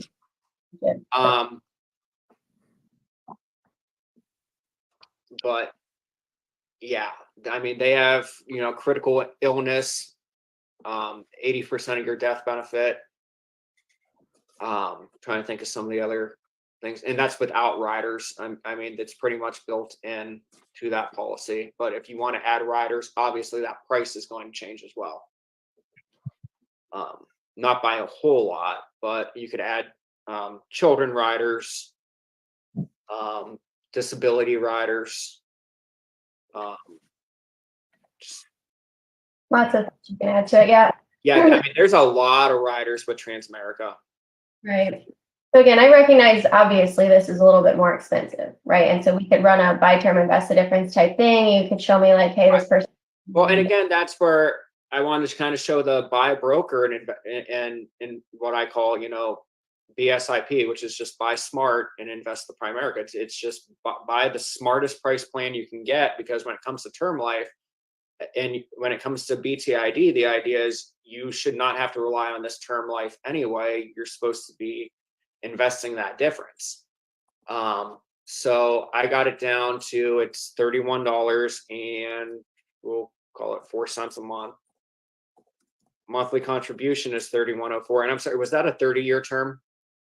This is a 30-year term, yep. But I don't know. I just feel like this is not a great comparison without us being able to like break down the policies. Because I've replaced a lot of Primerica policies. Our company has replaced a lot of them. So I just feel like, without actually like seeing side by side, like what is in both of those policies, it's like, okay, yeah, it'd be great to save them $30 a month. But if that company doesn't pay out for some reason, or there's like this hidden thing in there, then it's really pointless, right? Like we want to make sure our clients are like fully protected. So I don't think that it's right to just say, let's get you the cheapest thing out there. And then here's facts that I really want to focus. The fact of the matter is 99% of people who have a term life policy will not benefit from it. So when we say if they don't pay out, I got to tell you, you're dealing with less than 1% of people that even ever have to worry about that. So if you honestly think that Primerica is the only company that's going to pay out on their term life policies, I can't help somebody that believes that. I didn't say that. You're taking words out of it. I didn't say that we're the only company that's going to pay that at all. There's definitely, small print and exclusions on all these companies. Not our company. Not our company. That's what I'm telling you. Primerica doesn't have any small print. There's nothing that doesn't make any sense in our policies. Everything, literally, I could show you guys a policy of ours and you can understand every single word in it. And about 90% of the time I see other policies from other companies, you can't understand anything in the policy. Like, it's hard for me to understand, and I'm an insurance agent. Yeah, well, I got to tell you, I replaced a lot of those policies and the customers don't understand them. A lot of them think that guaranteed renewability till age 95. Most people that I deal with believe that means their policy stays the same. They think they've got $500,000 in coverage till age 95. And I actually went back and forth and would be happy to share with you. I was waiting.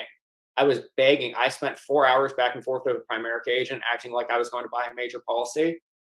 It took a ridiculous amount of going back and forth for her to admit that the face amount of that policy would go down if my premium didn't go up. And I have sat with several people and I show them because they think that their premium is going to stay the same. They're going to renew it in 20 years. And then I straight up show them, you can't look at this. I had one policy that they paid more in 2 years than their actual death benefit would have been. I mean, that was egregious to me. Okay, wait. Sorry, you're talking about the end of term conversion right now. For someone to, I mean, again, who knows what someone actually told you, but if a client's like, oh, okay, yeah, I'll have the same amount of coverage till I'm 95, well, then that would just be it'd just be a term policy until 95, which is not what our products are. So no, a agent of ours is not going to tell you, hey, you have a 30-year term, but until 95, it's the same thing. You're going to have the exact same, no, when we have our term to term conversion at the end, the coverage does drop. Right? It has to. And that's what I try to tell them. Like, this doesn't make sense. I'm like, I'm a numbers guy, and there's no way in hell, insurability wise, that you could offer me this. Right. But here's the thing, no other company allows you to keep even half of the coverage that I would be able to keep my clients at that time in their life for the same price. Because any other company, you only can convert to whole life, or you can buy another term policy, and you have to have insurability. Again, you have to go through another medical check. With us, you don't have to go through a medical check. And that right there is not true. Oh, okay. Okay, my bad. That's not true. But show me how they can keep coverage at. So let's say for yourself, right? You're 32 years old. Let's say the comes up, right? So with a Transamerica policy, let's say that you need some coverage still. What's going to happen? What are your options with Transamerica? Do you know the exact information on this? What your options would be at the end of that? So I would have guaranteed convertibility, but again, I supposedly invested the difference, so that shouldn't be a problem at the end of the 30 years. But yeah, let's say I wanted, a final expense policy or something of the sort. I would have guaranteed insurability and not have to go through medical underwriting, as if I bought that policy from today. Okay, then what? I would be able to convert it to a final expense policy. Yes. One of the other beautiful things, though, is if I'm at that age, and I'm thinking about it, because again, I'd be 33 or I'd be 63 by that. I'd be 62 at that time. Wow, math is not mathing today. Perfect time to really, really consider. And what I would probably opt to do is get a final expense policy and put some short-term or long-term care riders on it, because it's a lot cheaper than a standalone policy a lot of the time. But again, I'd rather go to a broker and shop that around, because that's not always true. I know Stacy's going to beat my ass if I let that comment stand, but a lot of times they are there. But let me ask Cassandra, because this is actually what some of the problems that brokers have with Primerica agents overall. And it's nothing against you, right? I was in the same scenario 10, 11, 12 years ago. And I want to understand like where or who told you that at the end of the term, no other company allows a conversion, because we're just trying to really dive into how can we be better as professionals. I didn't say that. I said no other company allows you to take a term and convert it to the same term. We're the only. I think Forrester's does, if somebody could correct me on that. Actually, I believe Forrester's lets you renew the term, I guess would be the So what does this mean, renew the term? We're allowed to, so what I'm saying is your coverage, you would to keep the exact same monthly price, and then it starts to decrease all the way into increasing death benefit. Yep, but you would not pay any more than what you were already paying at that age, no medical check, no nothing like that. And your coverage would drop, usually about half or so, and then it would start to slowly decrease until 100. Nowhere else are you gonna be able to keep that amount of coverage for that price. You either have to convert it to a whole life, that's your options at any other term company, is you convert it to a whole life product, or you renew the term, like you get another term. Either way, it's more expensive than what I'm saying that we do. That's all I'm saying. Okay.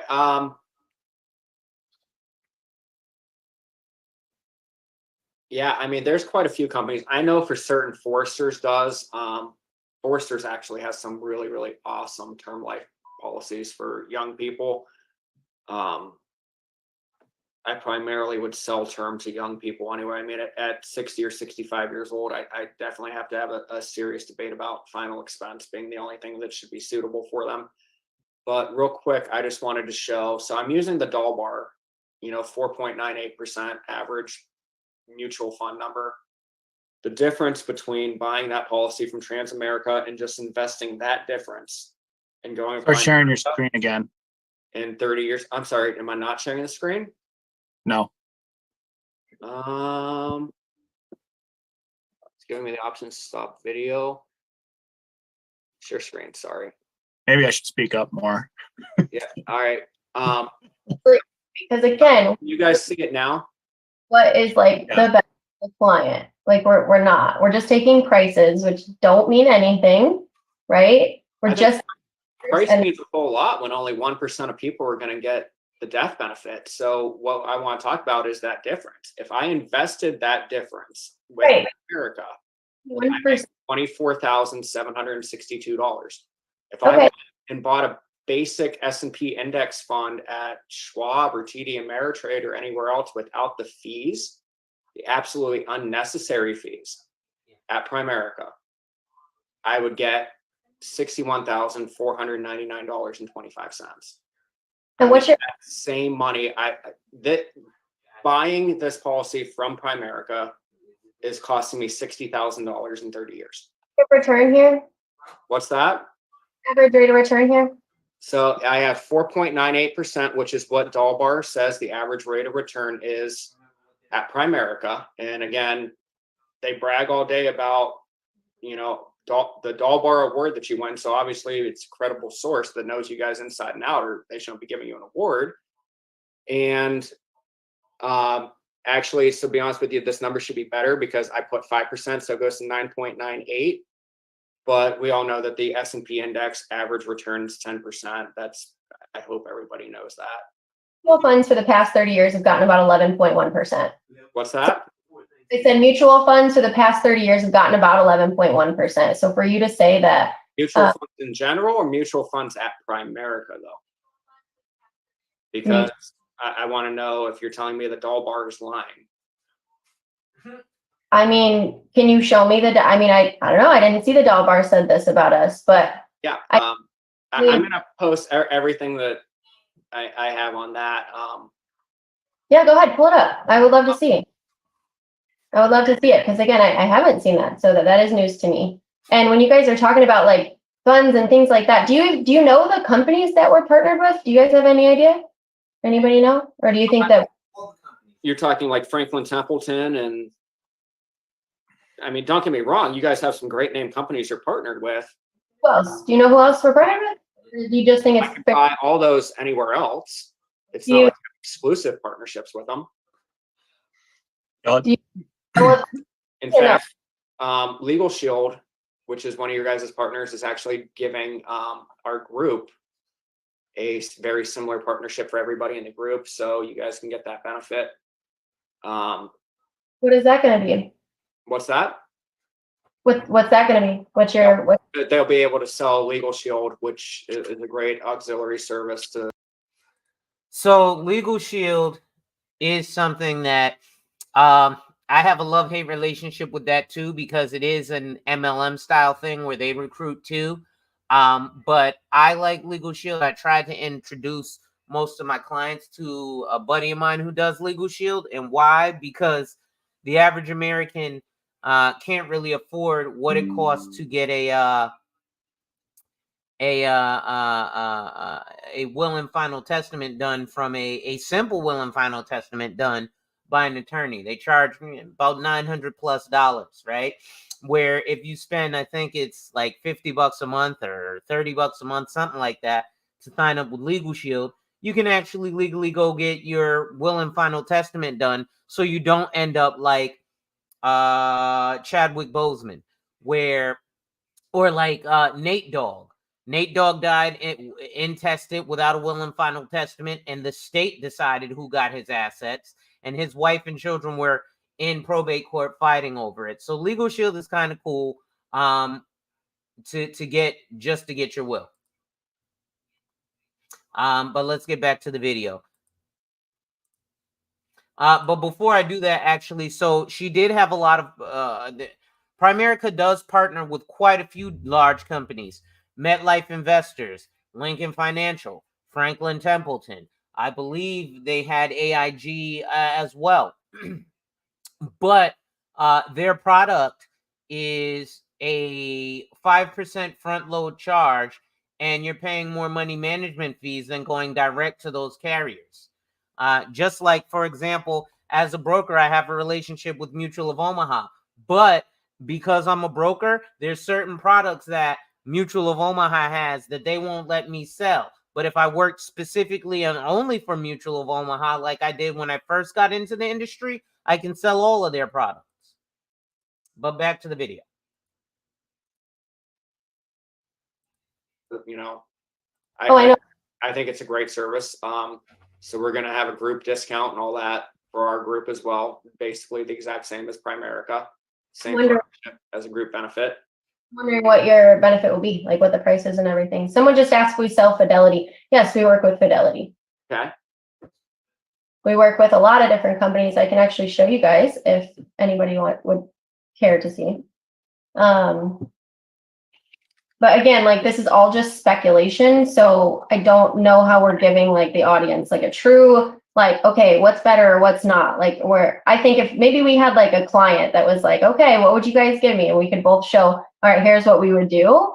I think that might be good. That would be like a comparison, right? Or So fake, whatever. I just had to, I'm sorry, like I was iPhone searching.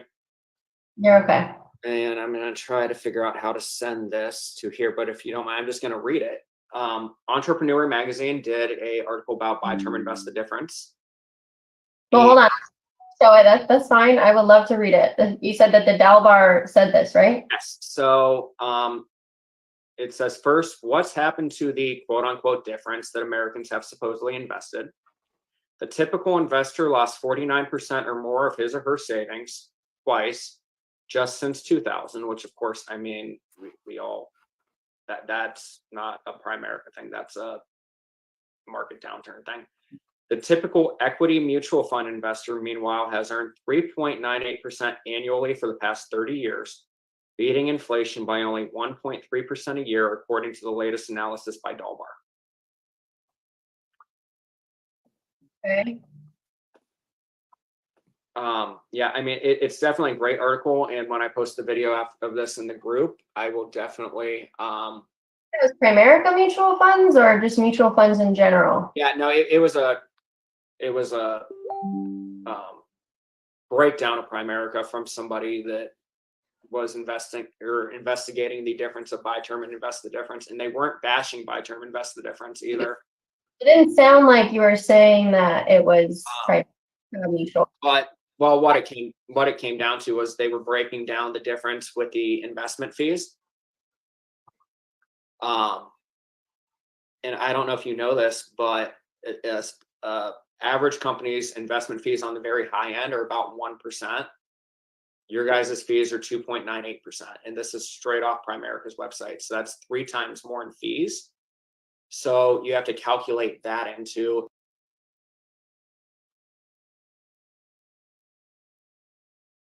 Did I freeze again? If you're getting, the 10% on an S&P index fund, that became 7%.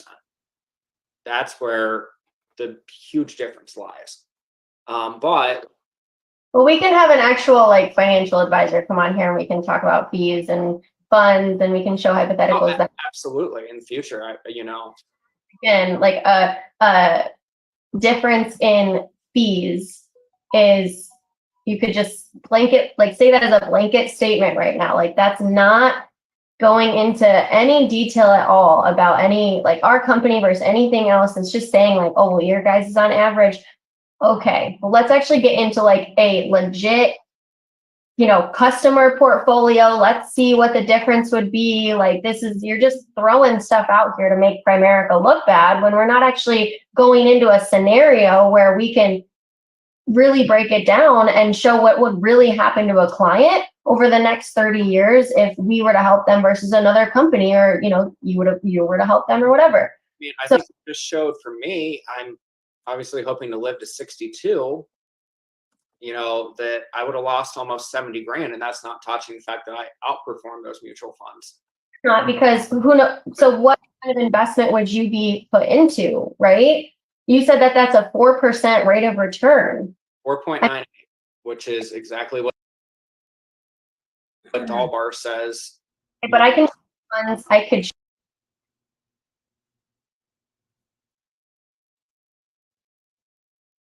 show you funds that I use with my clients that for the past 20 years, 30 years are at anywhere between 10 and 15%. So again, she's saying something here, and she's a good salesperson. She's a good rebuttal artist, and to the average person or person who's not prepared, or not quick enough on their toes to deal with her, she's absolutely destroying. She's doing a really good job, at least trying to go toe to toe. The problem is he's using Dalbar. So again, Primericans tout Dalbar, and then when she's being confronted with the actual information from Dalbar, she's saying, well, I can show you clients that this, that, and the third. I can show you guys who have dunked a basketball, but they can't play basketball, right? One right here, right? I've dunked a basketball with the assistance of a lowered rim or a trampoline, but I can't play basketball, right? If you were to pick me up on your squad in a 2-on-2, unless you're LeBron James, we're probably going to lose that game, right? Because I suck at basketball. But I could be like, hey, I can show you where I dunked a basketball. It ain't going to happen in real life scenarios, right? Yes, there are clients who got better returns. And again, like he said, since the year 2000, a lot of people took a loss. And he ethically said, listen, that's not a Primerica issue. That's a market downturn issue. But again, Dalbar is the premium or the source that a lot of Primericans are touting. Another thing that she said was, well, now we're just looking at price. That's generally how most Primericans break down things, including her when she said, well, I've taken a lot of people's policies that are already in place and saved them money. But she didn't say that she's gotten them a better situation, because term insurance is literally that. It's for a term. The term of buy term invest the difference implies that your investments are going to do so well that you're going to be able to self-insure. Nobody self-insures, especially the wealthy. The wealthy use OPM. This is why people like Bill Gates say he's not leaving his children anything of his money, but you best believe he's got he's got ILITs, irrevocable life insurance trusts, or the Gates family trust, which is, hey, when I die, I'm gonna put $1 billion of life insurance in here that I spent, maybe I spent $10 million on, and now there's $1 billion of assets that have gone into this trust fund. Hey, that's other people's money. That's not I just left $10 million, but they got $1 billion out of it. Let's continue. Again, like you have mutual funds that are outperforming the S&P 500. yes, Outside of semiconductor fund that that only has a 5-year track record. yes, and again, I don't know that we should be sitting here talking about investments. I agree. I think we should move on to the next, because like I said, I only ran 2 situations, but I'd like to run 3 and then go from there. The next one that I ran was myself for a $10 million policy. Obviously that's a very high policy, but again, high net worth, and the reason being I've got 5 sisters. I'd like to leave them each $2 million. If something were to happen to me within the time frame of when my personal portfolio will be worth that. So that's where I came up with the $10 million number. Can you run the same policy for $10 million? Let's try, you want to do 25-year? Sure. It'll be way more, it'll be ridiculous at 30 years, because obviously the more, Do we do more like normal, like less than $1 million in coverage? Because most of my clients, I don't know about yours, but we, work with the lower to middle income house families, and a lot of them are less than even $1 million. So I don't know why we're sitting here in the millions, but I can. Oh, I've got 2 that I want to do in the millions. Number one is because some people, in this company are 7-figure earners. So one of the things she said there is very dangerous. And this is very dangerous. A lot of insurance agents do this, and they underinsure most Americans, right? She said most of my clients are, middle to low income, and they don't have $1 million generational I show this all the time, especially because of the Black community. We say this thing talking about generational wealth. I generally say, well, let's go to Google and see how long a generation is. Google says a generation is between 15 and 30 years. So I say, okay, let's take the average of that, 20 years. The average American income, $50,000, right? So if you multiply 50,000 times 20, that's $1 million. That would be one generation of wealth, but it would actually just be one generation of making it, since most people making $50,000 a year are just making it, right? So one generation of making it, and now she's talking about generational wealth, buying term and investing, the difference. If you are low income, what the fuck business do you have investing, right? If you were to go to a bank, if you go to Chase Bank and you say, hey, listen, I have $50,000 I'd like to invest, they would not let you in the door. They'd be like, well, that's not true. They might put you in an investment, but you're not going to deal with an advisor. Most financial advisors have a minimum. The absolute minimum is $10,000 or $834 a month. If you cannot afford a $200 to $300 a month premium on life insurance, you have no business investing. However, due to social media, everybody thinks they can invest. However, due to social media, everybody thinks investing is the way that the wealthy get wealthy. Investing is nothing more than preservation of capital and hedging against inflation. It's so that when you, in 2020, if you put $100,000 away in a high yield savings account and let it sit there until 2030, you would only have $50,000 worth of spending power in 2030. Your balance sheet might still say 100,000, but the power of that 100,000 would only be 50,000. The wealthy get into investing into the markets because the fluctuation is usually going to outpace inflation. But see, now I'm talking hedge fund stuff, which is a reason why in the black male YouTube space, a lot of dudes started to listen to me. Because when I first came in here, I wasn't talking about the black woman is mean and like a lot of you dudes who run around and cry. I was like, look, black man, if you want motherfuckers to take their knee off your neck like George Floyd collectively, stop with this crying bullshit and let's take over industries. My ultimate goal is to manage a hedge fund. So I know I have to get my securities licensure, right? Right now, what I'm doing is behind the scenes in real life. I'm connecting with other black men who work in the financial services field as I do, whether it be with a wirehouse like Morgan Stanley, EJ Sterling, which was the stock brokerage I worked at, right? But how can you justify saying your clients are low income and then put them in an investment? That's not a fiduciary. You're shunning your fiduciary obligation in that manner. Let's continue the video. So if they were actually ensuring their, revenue, their income, they need millions of dollars. One of which, the next example is actually a guy from Primerica that I want to see, his numbers comped. So,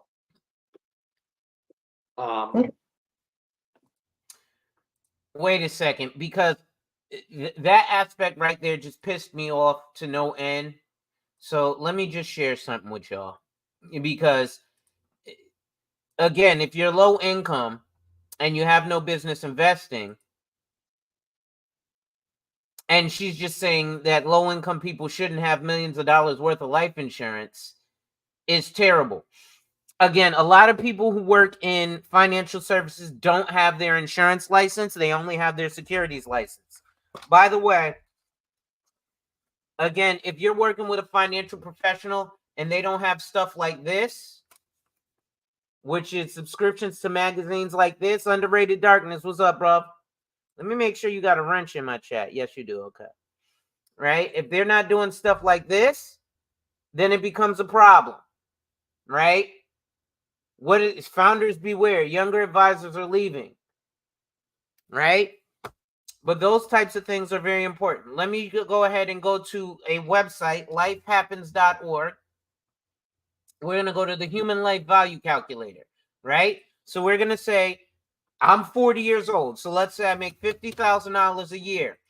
Let's say I have $2,000 in savings, which most let's say I have $10,000 in savings. Let's say, okay, so full retirement age for anyone born after 1967. And again, I know this because of my CRC designation. So right now, full retirement age is 67. FRA, full retirement age, has nothing to do with the age that you can access your retirement accounts like your IRA or your 401k. Full retirement age means the age you will be when you can get full Social Security benefits. Oh, hold on. Am I not sharing my screen here? I'm sorry. I wasn't sharing my screen. So, $50,000 annual income, 25% tax rate, right?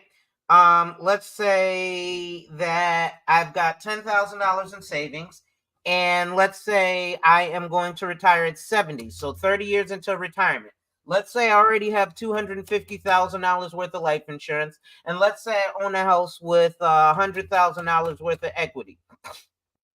Click next, right?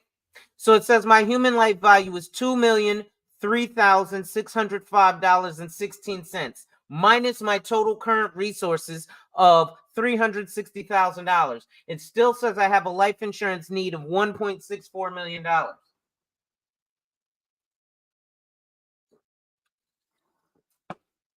So if I died last night with that $250,000 death benefit that was sold to me by a Primerica agent because it was cheap,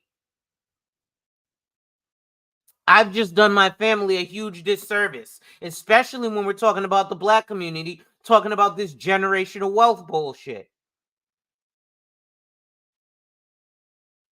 Right? When the numbers don't lie. Men lie, women lie, numbers don't. The reason I go to this website, I'm a salesperson.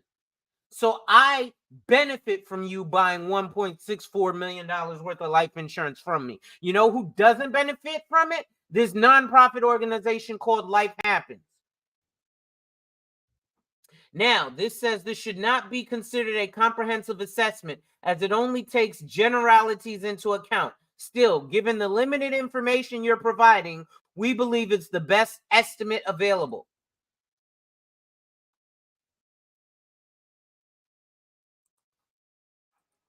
Right? I'm going to bring up one more thing and then I'm going to get back to the video. But this type of stuff is very important. And again, the reason I sell life insurance is because 2008, 3 days before Mother's Day, I got shot 5 times in front of my mother in Winston-Salem, North Carolina.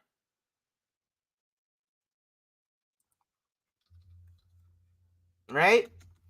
I am going to pull up a fact finder that I did with a client.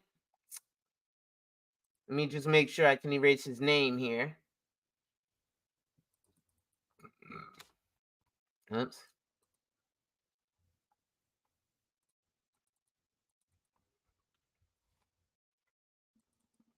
Okay. I'm just going to pull this up really quick. I just want to erase him and his children's names because, you know, protect the innocent. But let's take a look here. I want to share something with y'all. So this is what's called a fact finder. Any fiduciary or financial advisor should definitely be familiar with this, right? Now, there is a life insurance need calculator.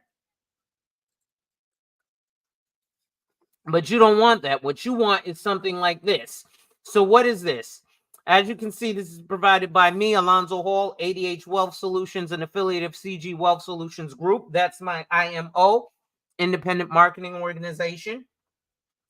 ADH Wealth Solutions is my company. I haven't created the LLC of it as of yet. But now that I signed my contract and now that I'm the boss, I have to do that. Again, I ain't even want to be the boss, but my boss kind of was like, nah, bro, spread your wings and fly.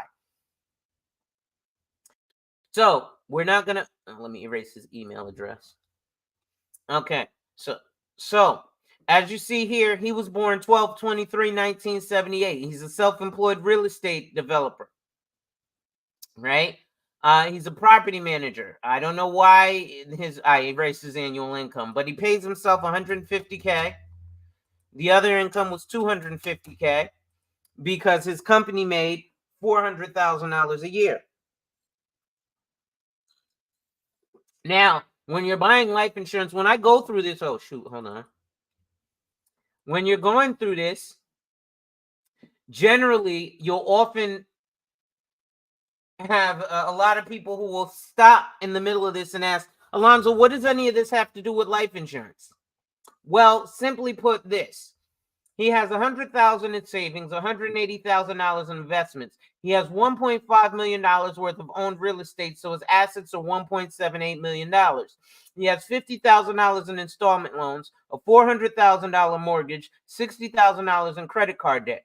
So he's got $510,000 worth of liabilities. He's also saving $3,000 a month. Now, he had a term life insurance policy that he bought in the year 2000. The reason I put January 1, 2000 is because he doesn't remember the month that he bought it. So I said, okay, we'll just put January 1, 2000. But that's a $360,000 death benefit. Now, if it's a 20-year term and it's the year 2024, what does he no longer have? Life insurance. He was only paying $300 a year for that policy. Now, he was 20 years younger when he bought it because life insurance is based on your age and health, not based on money. And his beneficiaries were his children, of which are college age, right? One was born in 96, and I just erased the other daughter's info, but I think she was born in 98. college-age children at the time, right? So if he'd have died, this 150,000 that he brings in and the 250,000 from his company, or the 400,000 combined from his company, goes away. By the way, all those liabilities, because this is a high earner, go down to his next of kin. So they're going to have to figure out in probate how to get rid of these obligations. Well, one way would be to sell off this piece of real estate.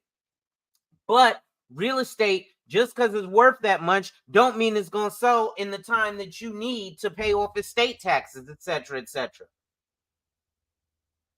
But he's vastly underinsured. $360,000 would have covered some of this mortgage, wouldn't have taken out any of the installment loans, wouldn't have paid off any of the credit card debt.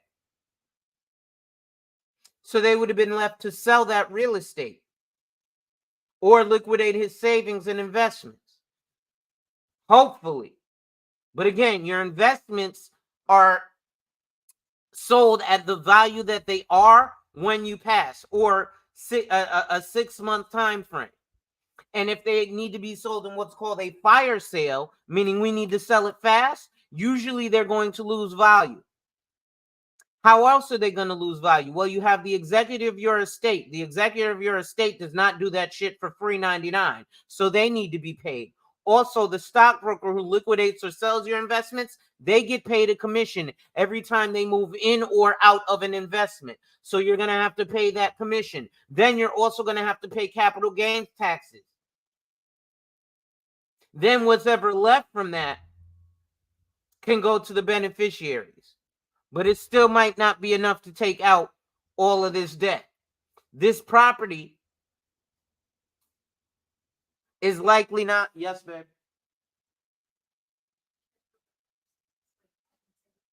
Oh, I didn't know if you were coming to say something. Oh, okay. This property needs to be sold, and it might not sell for what they assume is $1 million. Right? That property might sell for $500,000 because it needs to move quick. So now you've left your family in a completely different situation. Okay, I'm going to stop that and get back to this video. 1 second here. Present, share screen.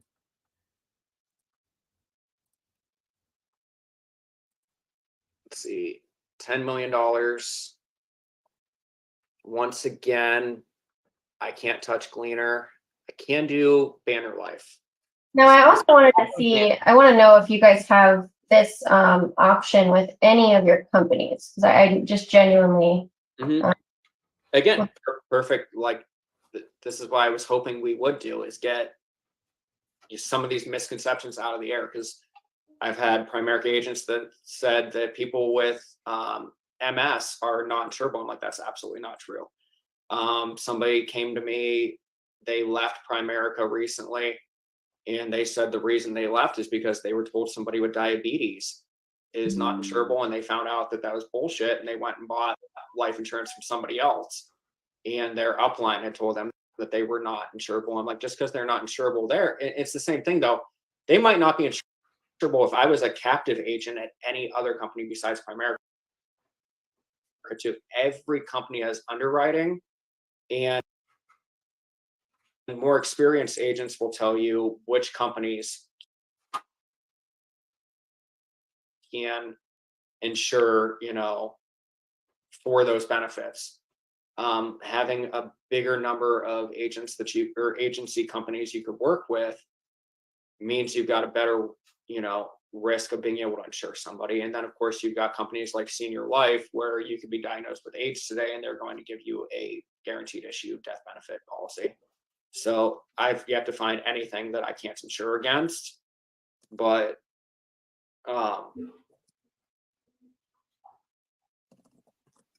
Yeah, I always take all my clients and just throw in an application anyway. I'm not going to, sit there, and I'll let them know.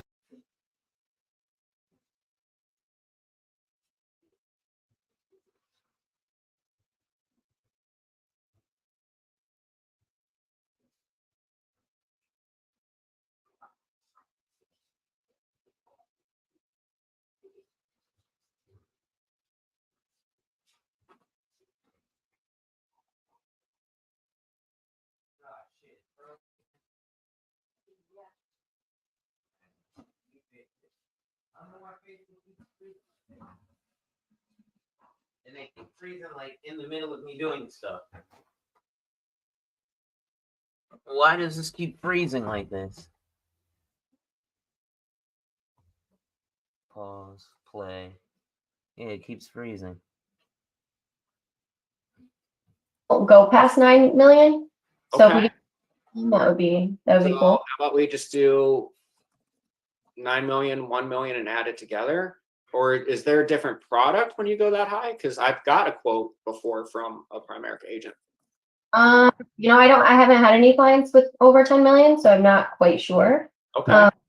This our quick quotes technology is not letting me do it. So real quick, when you're looking at life insurance, realistically, if you want to create generational wealth, so an average agent might say, get a couple $100,000 policy. A more seasoned agent, such as myself, may tell you to go ahead and get that. What did Life Happens tell you?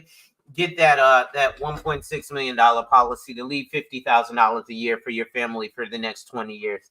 But an all-star advisor like myself, your social media insurance broker, I'm going to go ahead and tell you, hey, listen, why don't you get a $10 million policy? And when that person passes, if you don't have an ILET, which I'll be putting a video out later today, talking about the simplest explanation of what an ILET is, irrevocable life insurance trust, you would take that $10 million policy or that $10 million proceeds from that policy, and immediately you go to a bank.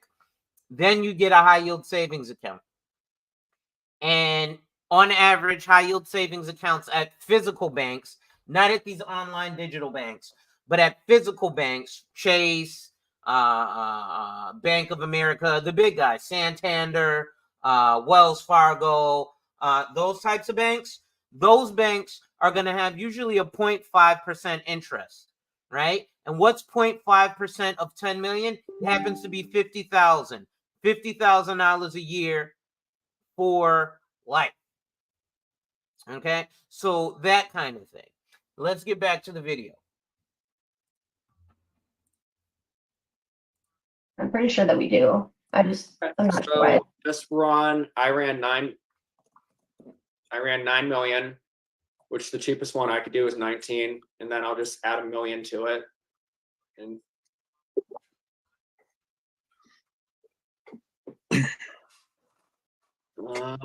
yeah, so 2170.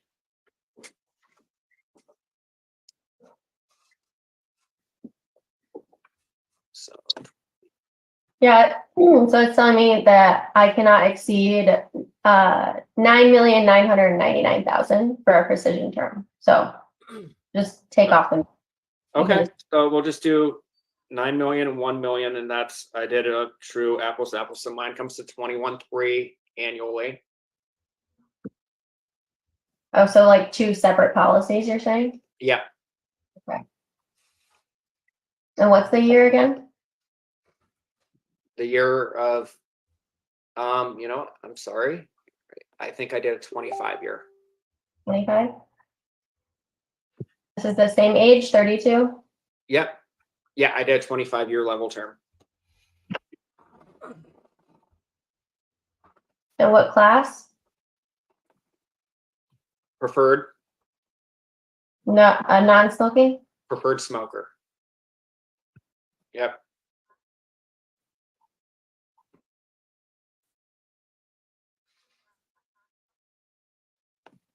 So my other question for you, do you have any companies that allow you to kind of break up the term policies without having more than one policy? Does that make sense? You mean like you could have multiple term policies for multiple reasons? Oh yeah. With policy, not like you have multiple term policies, but like just inside of one policy, you have different term lengths with different amounts. Yeah, or very, very commonly when people sell whole life policies, again, there's a suitability. So if somebody comes to me and they say, hey, I've got 15 years left on my mortgage, I want to ensure that, we could do a final expense whole life that covers that need. and add a term rider to it. So it's actually all in one policy. And they're only paying on that rider for as long as they need that term coverage. So they're getting kind of the best of both worlds, all in one policy.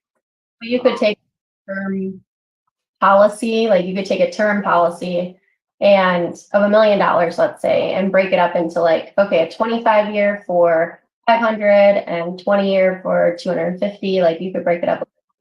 Oh yeah, yep. Again, you love Forrester's products. I'm telling you, if you ever go the broker's route, find somewhere that you could sell Forrester's. But Forrester's Advantage Plus. Pause. So I am going to speak to this. Forrester's is.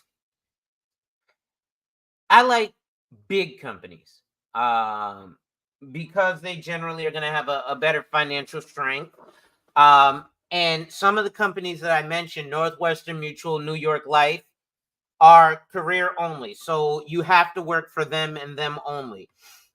New York Life actually do believe allows a small broker program, but New York Life is one of the companies that has the most people that are top of the table in MDRT, which is $1 Million Round Table, which is the top 1% of financial professionals across 70 countries. It would be like the Oscars to actors. So don't let anybody in financial services tell you they don't want to be part of the MDRT and that their company has a program of their own.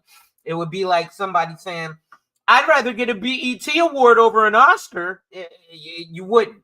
You'd rather get an Oscar, which is an industry award.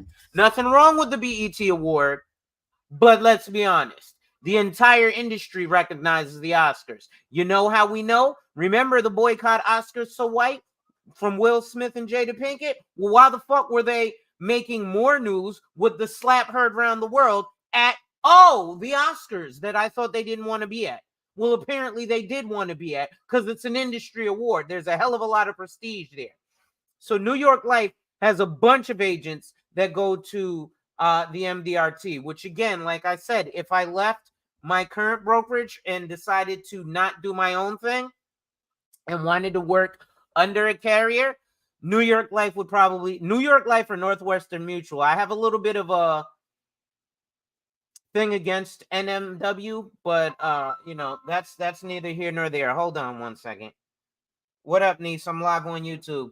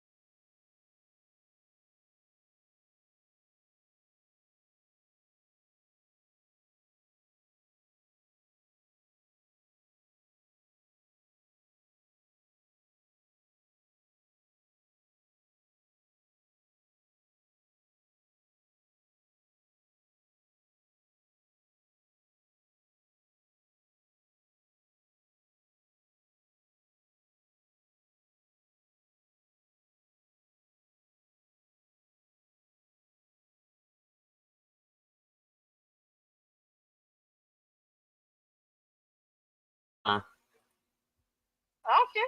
You can make so Let me many just, different situations. I think you step can away go up to from like the 8 different All right, go ahead. situations within that policy. Okay. Can you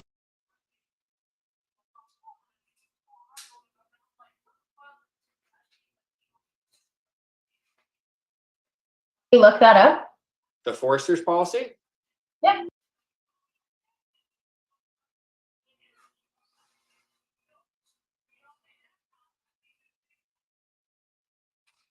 Like, could you do a quote with them? Not at this moment because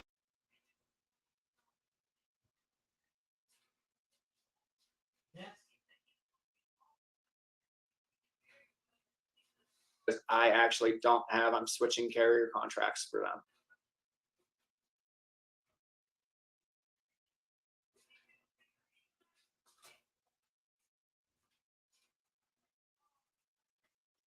but I'm sure we could find somebody that does.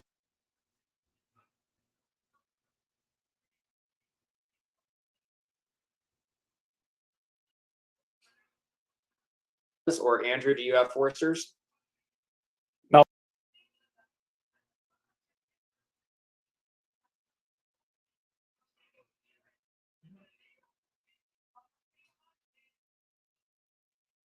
Personally don't like them. Okay. Really? Do you mind? You don't understand. I thought you do realize. Mind if I ask why? Because I'm singing their praises here. So I know it. Forsters is a great company for like that, almost the same target market as what Primerica is after, that middle America, maybe a little bit lower than middle America. That's just not my target market. I don't like Foresters for where I am. So I don't even have the contract anymore. I let it lapse. okay. Yeah, I had mine through Quility, so I'm switching because I got offered a better contract rate. So you got to go where you got to go. But Cassandra, did we get that number? I'm sorry. For the 9 mil and then a 1 mil separately. What, so the people who are listening, like, what do you think the best way to assess like this whole conversation and topic would be? Like, because we're doing this for people who are watching. So like, do you guys have a great way that you think that we should be doing this? Like, how can we policy versus policy? I kind of agree for sure. That would be make the most logical sense, I think. Quotes don't mean anything. I kind of agree as well. Quote to quote with benefits. See, policy to policy is the only thing that someone within a multi-level marketing company could possibly say, because that's ignoring the fact that the contract is going to be the contract. There's not a whole lot of wiggle room on the policy itself. If we're going to talk policy to policy, then we could really focus on one with living benefits versus Primerica, which does not have any living benefits, or a policy.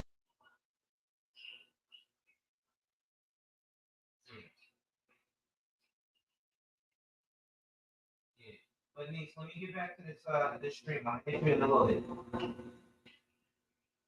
All right.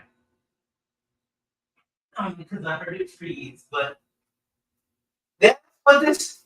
Let me finish this YouTube, babe, and I'll talk to you about that. That's crazy. That's all I'm gonna say about that right now.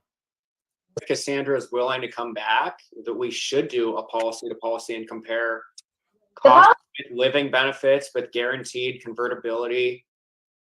The policy is literally the only thing that matters. What do you mean? That is the only thing that matters. That's the thing that your client will get. So what I'm saying is maybe like all 4 of you come back next time with a policy, and then I will show you what I would say about that policy, how I would do it differently with Primerica, like what we would do. You give me a policy. I don't even care what it is. I don't know what it is with the whatever it is. And then we take that and I see what I could do differently with Primerica. Right. With difference, things like that, right? Like I think Right here. We're good. Oh boy, Andrew's got us, I guess. American Amicable, CFG. What else we got? Oh shit! I write literally hundreds of these a week. Colombian There's Financial. another CFG. That's a GTL actually. So right now, I'm telling you, guys, I write hundreds of policies a week. Policy to policy does not matter that much. You guys think it does? send me a policy, like maybe one of you do a term, one of you do an IUL, you do a whole life, whatever, and then send them to me. And then when we get on, I'll be able to show everybody like what I found in them. We'll be able to read it together. We'll be able to be like, okay, and I'll show you guys, I'll show everybody how Primerica would help that client differently. I think that would be great. I mean, for me, like I said, my biggest thing is when 99% of term life policies don't pay out for people, price is the most important thing when it comes to term life for me. Just because 99% of it doesn't pay out because people don't play within that time frame is what you're saying. Like that doesn't mean anything. So now she's saying that because 99% of the term policies don't pay out, and it's not even because people outlive them, because that's what I was saying. I was like, it's because people outlive them. But the reality is 99% of term policies don't pay out because people lapse the policies, right? But now she's like, oh, price doesn't matter. It doesn't matter about price. When you're buying term insurance, price is what matters because it's for a term. So you want to pay the least amount of money for the most amount of financial protection when you're looking at a term policy. Now, when you're looking at whole life, which I personally don't like traditional whole life insurance anyway, I'm an indexed universal life insurance guy. And I also like variable universal life insurance. But you must be very, very careful when dealing with a financial advisor, when dealing with indexed universal life insurance or variable universal life insurance. Two of my favorite products. Why? Because a lot of licensed financial advisors have absolutely no clue what they're doing when it comes to IULs. Most financial advisors have no clue what they're doing when it comes to IULs. Now, a lot of people will say, well, you can't do infinite banking without a certain amount of money. And it's very true, but you don't need to be ultra rich to start an IUL to build the cash value, right? She will also tell you, he's always telling me, hey, can you do something about, a 401k being better than or more valuable than or less valuable than an IUL? Again, it's kind of like four wheels to the car. As a fiduciary professional, reality is you kind of need all of that stuff, right? If you're doing a 401k, if your company has a company match, you put in as much as the company will match. If they're going to match 5% of your salary, put 5%, let them match 5%, not a penny more. But IULs, the benefit of an IUL or any life insurance product that's permanent, that has a cash value component, if you fund it properly and set it up properly, you'll have leverage because you'll have the death benefit of with which you can borrow against, not from, but against. You'll also have whatever living benefits you have in your life policy, right? You know what? I'm going to stop this here. I'm going to do another one. So I'm at 133. So I'm going to stop the video there in terms of the what's the name? The Primerica difference, because I want to go to Google and show you guys a couple of things. So, can I buy a house? Buys a house with my life insurance. Can you use life insurance to buy a house? And this is according to Investopedia. Life insurance can be used to buy a house. You can use your policy as collateral for a mortgage loan. So let's go to ChatGPT. All right? Let's go to ChatGPT. Explain how to use a life insurance policy to get a house. Using a life insurance policy helps to help secure a house typically involves leveraging the cash value or death benefit as collateral or a source of funds for a down payment. Here's a step-by-step guide on how to do this. 1, evaluate your life insurance policy. Not all life insurance. Wow, well, it's putting a whole bunch of stuff in there right now, right? So again, this is ChatGPT. This got brought to you guys in real time. So evaluate your policy. Not all life insurance policies are suitable for this purpose. Whole life insurance or universal life insurance policies often accumulate cash value over time, which can be borrowed against or used to secure a loan. Term life insurance policies typically do not have cash value, right? So you can check the cash value You can understand the policy loans if you take a policy loan. You can borrow against the cash value. You can surrender the policy. Then there's tax implications. Consult a financial advisor. Using life insurance to finance a house purchase can be a complex decision with long-term implications for your financial security and insurance coverage. It's advisable to consult with a financial advisor who can help you evaluate your options and make informed decisions. Now, let's have this. Explain using life insurance as a collateral assignment. Using life insurance as a collateral assignment, which is how you would obtain. Let's let it do its thing. But a collateral assignment is how you obtain a mortgage with your life insurance.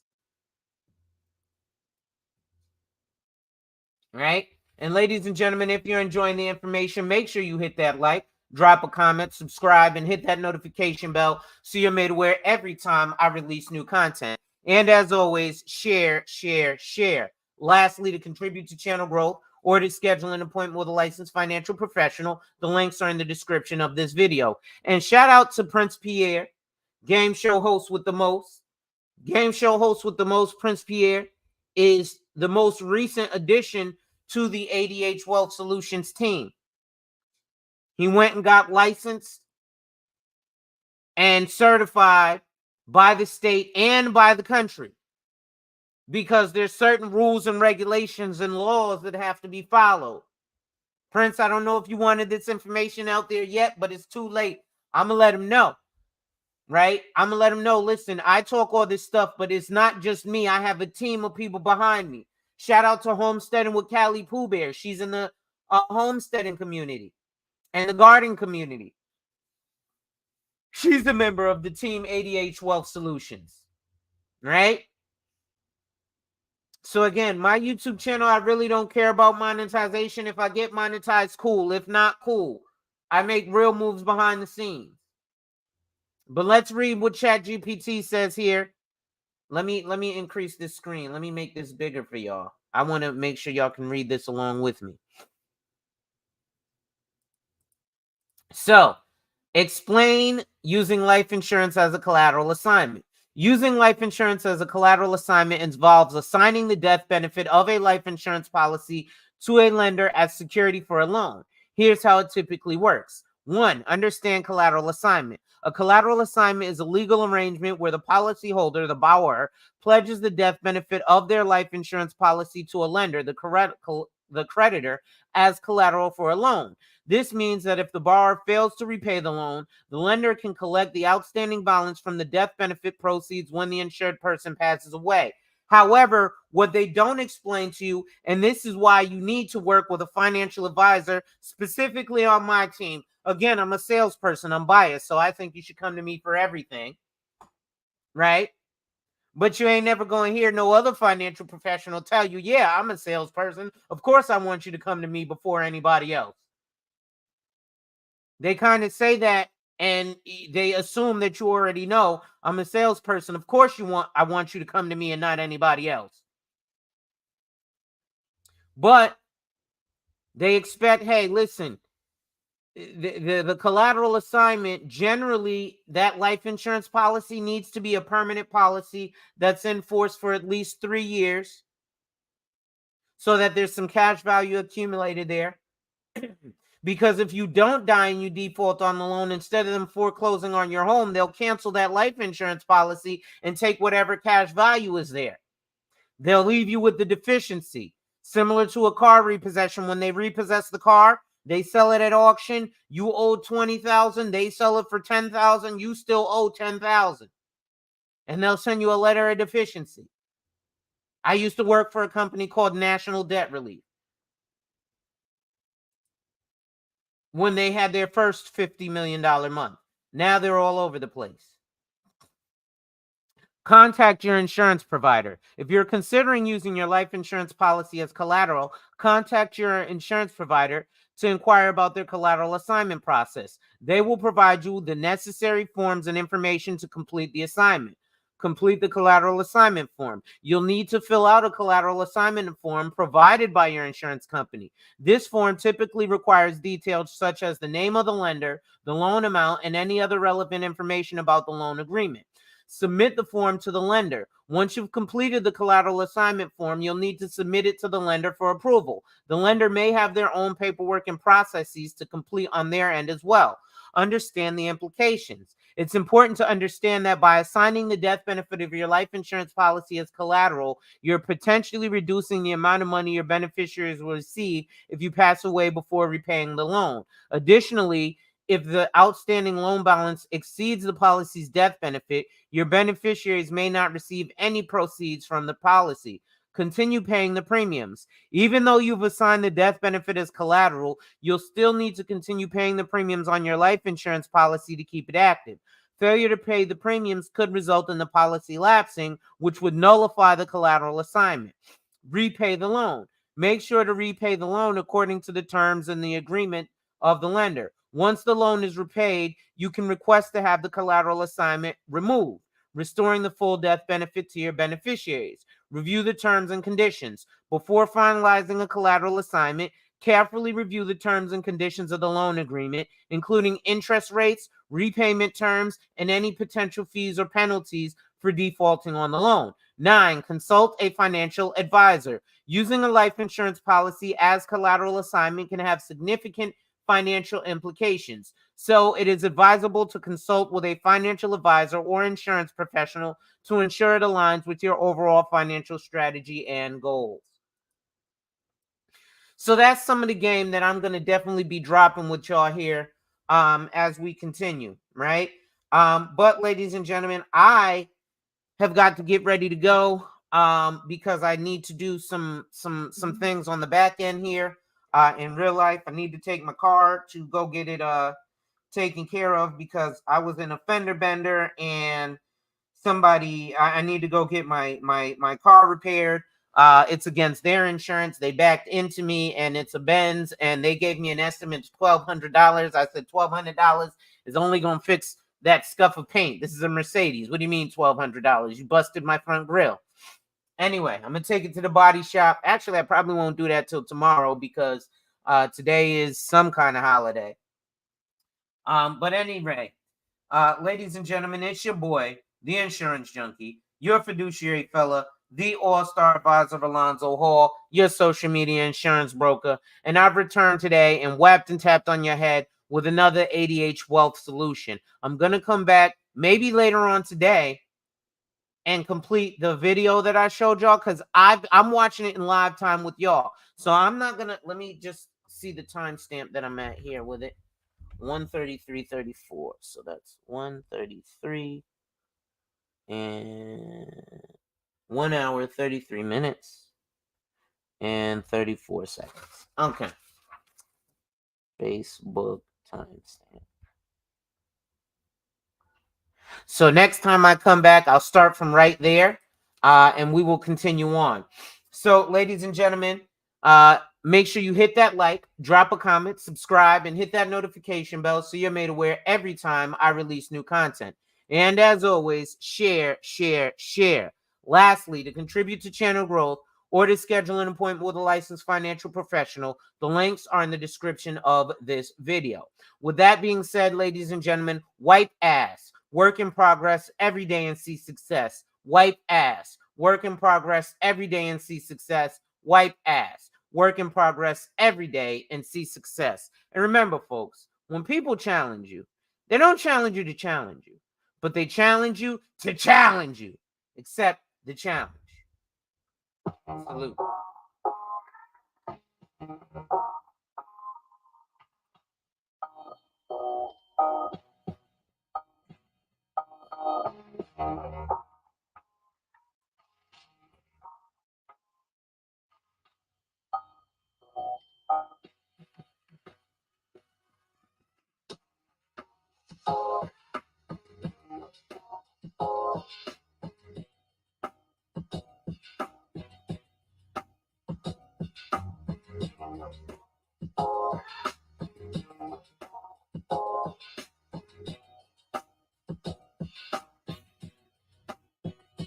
shout out to all my followers, the champions and the contenders, right?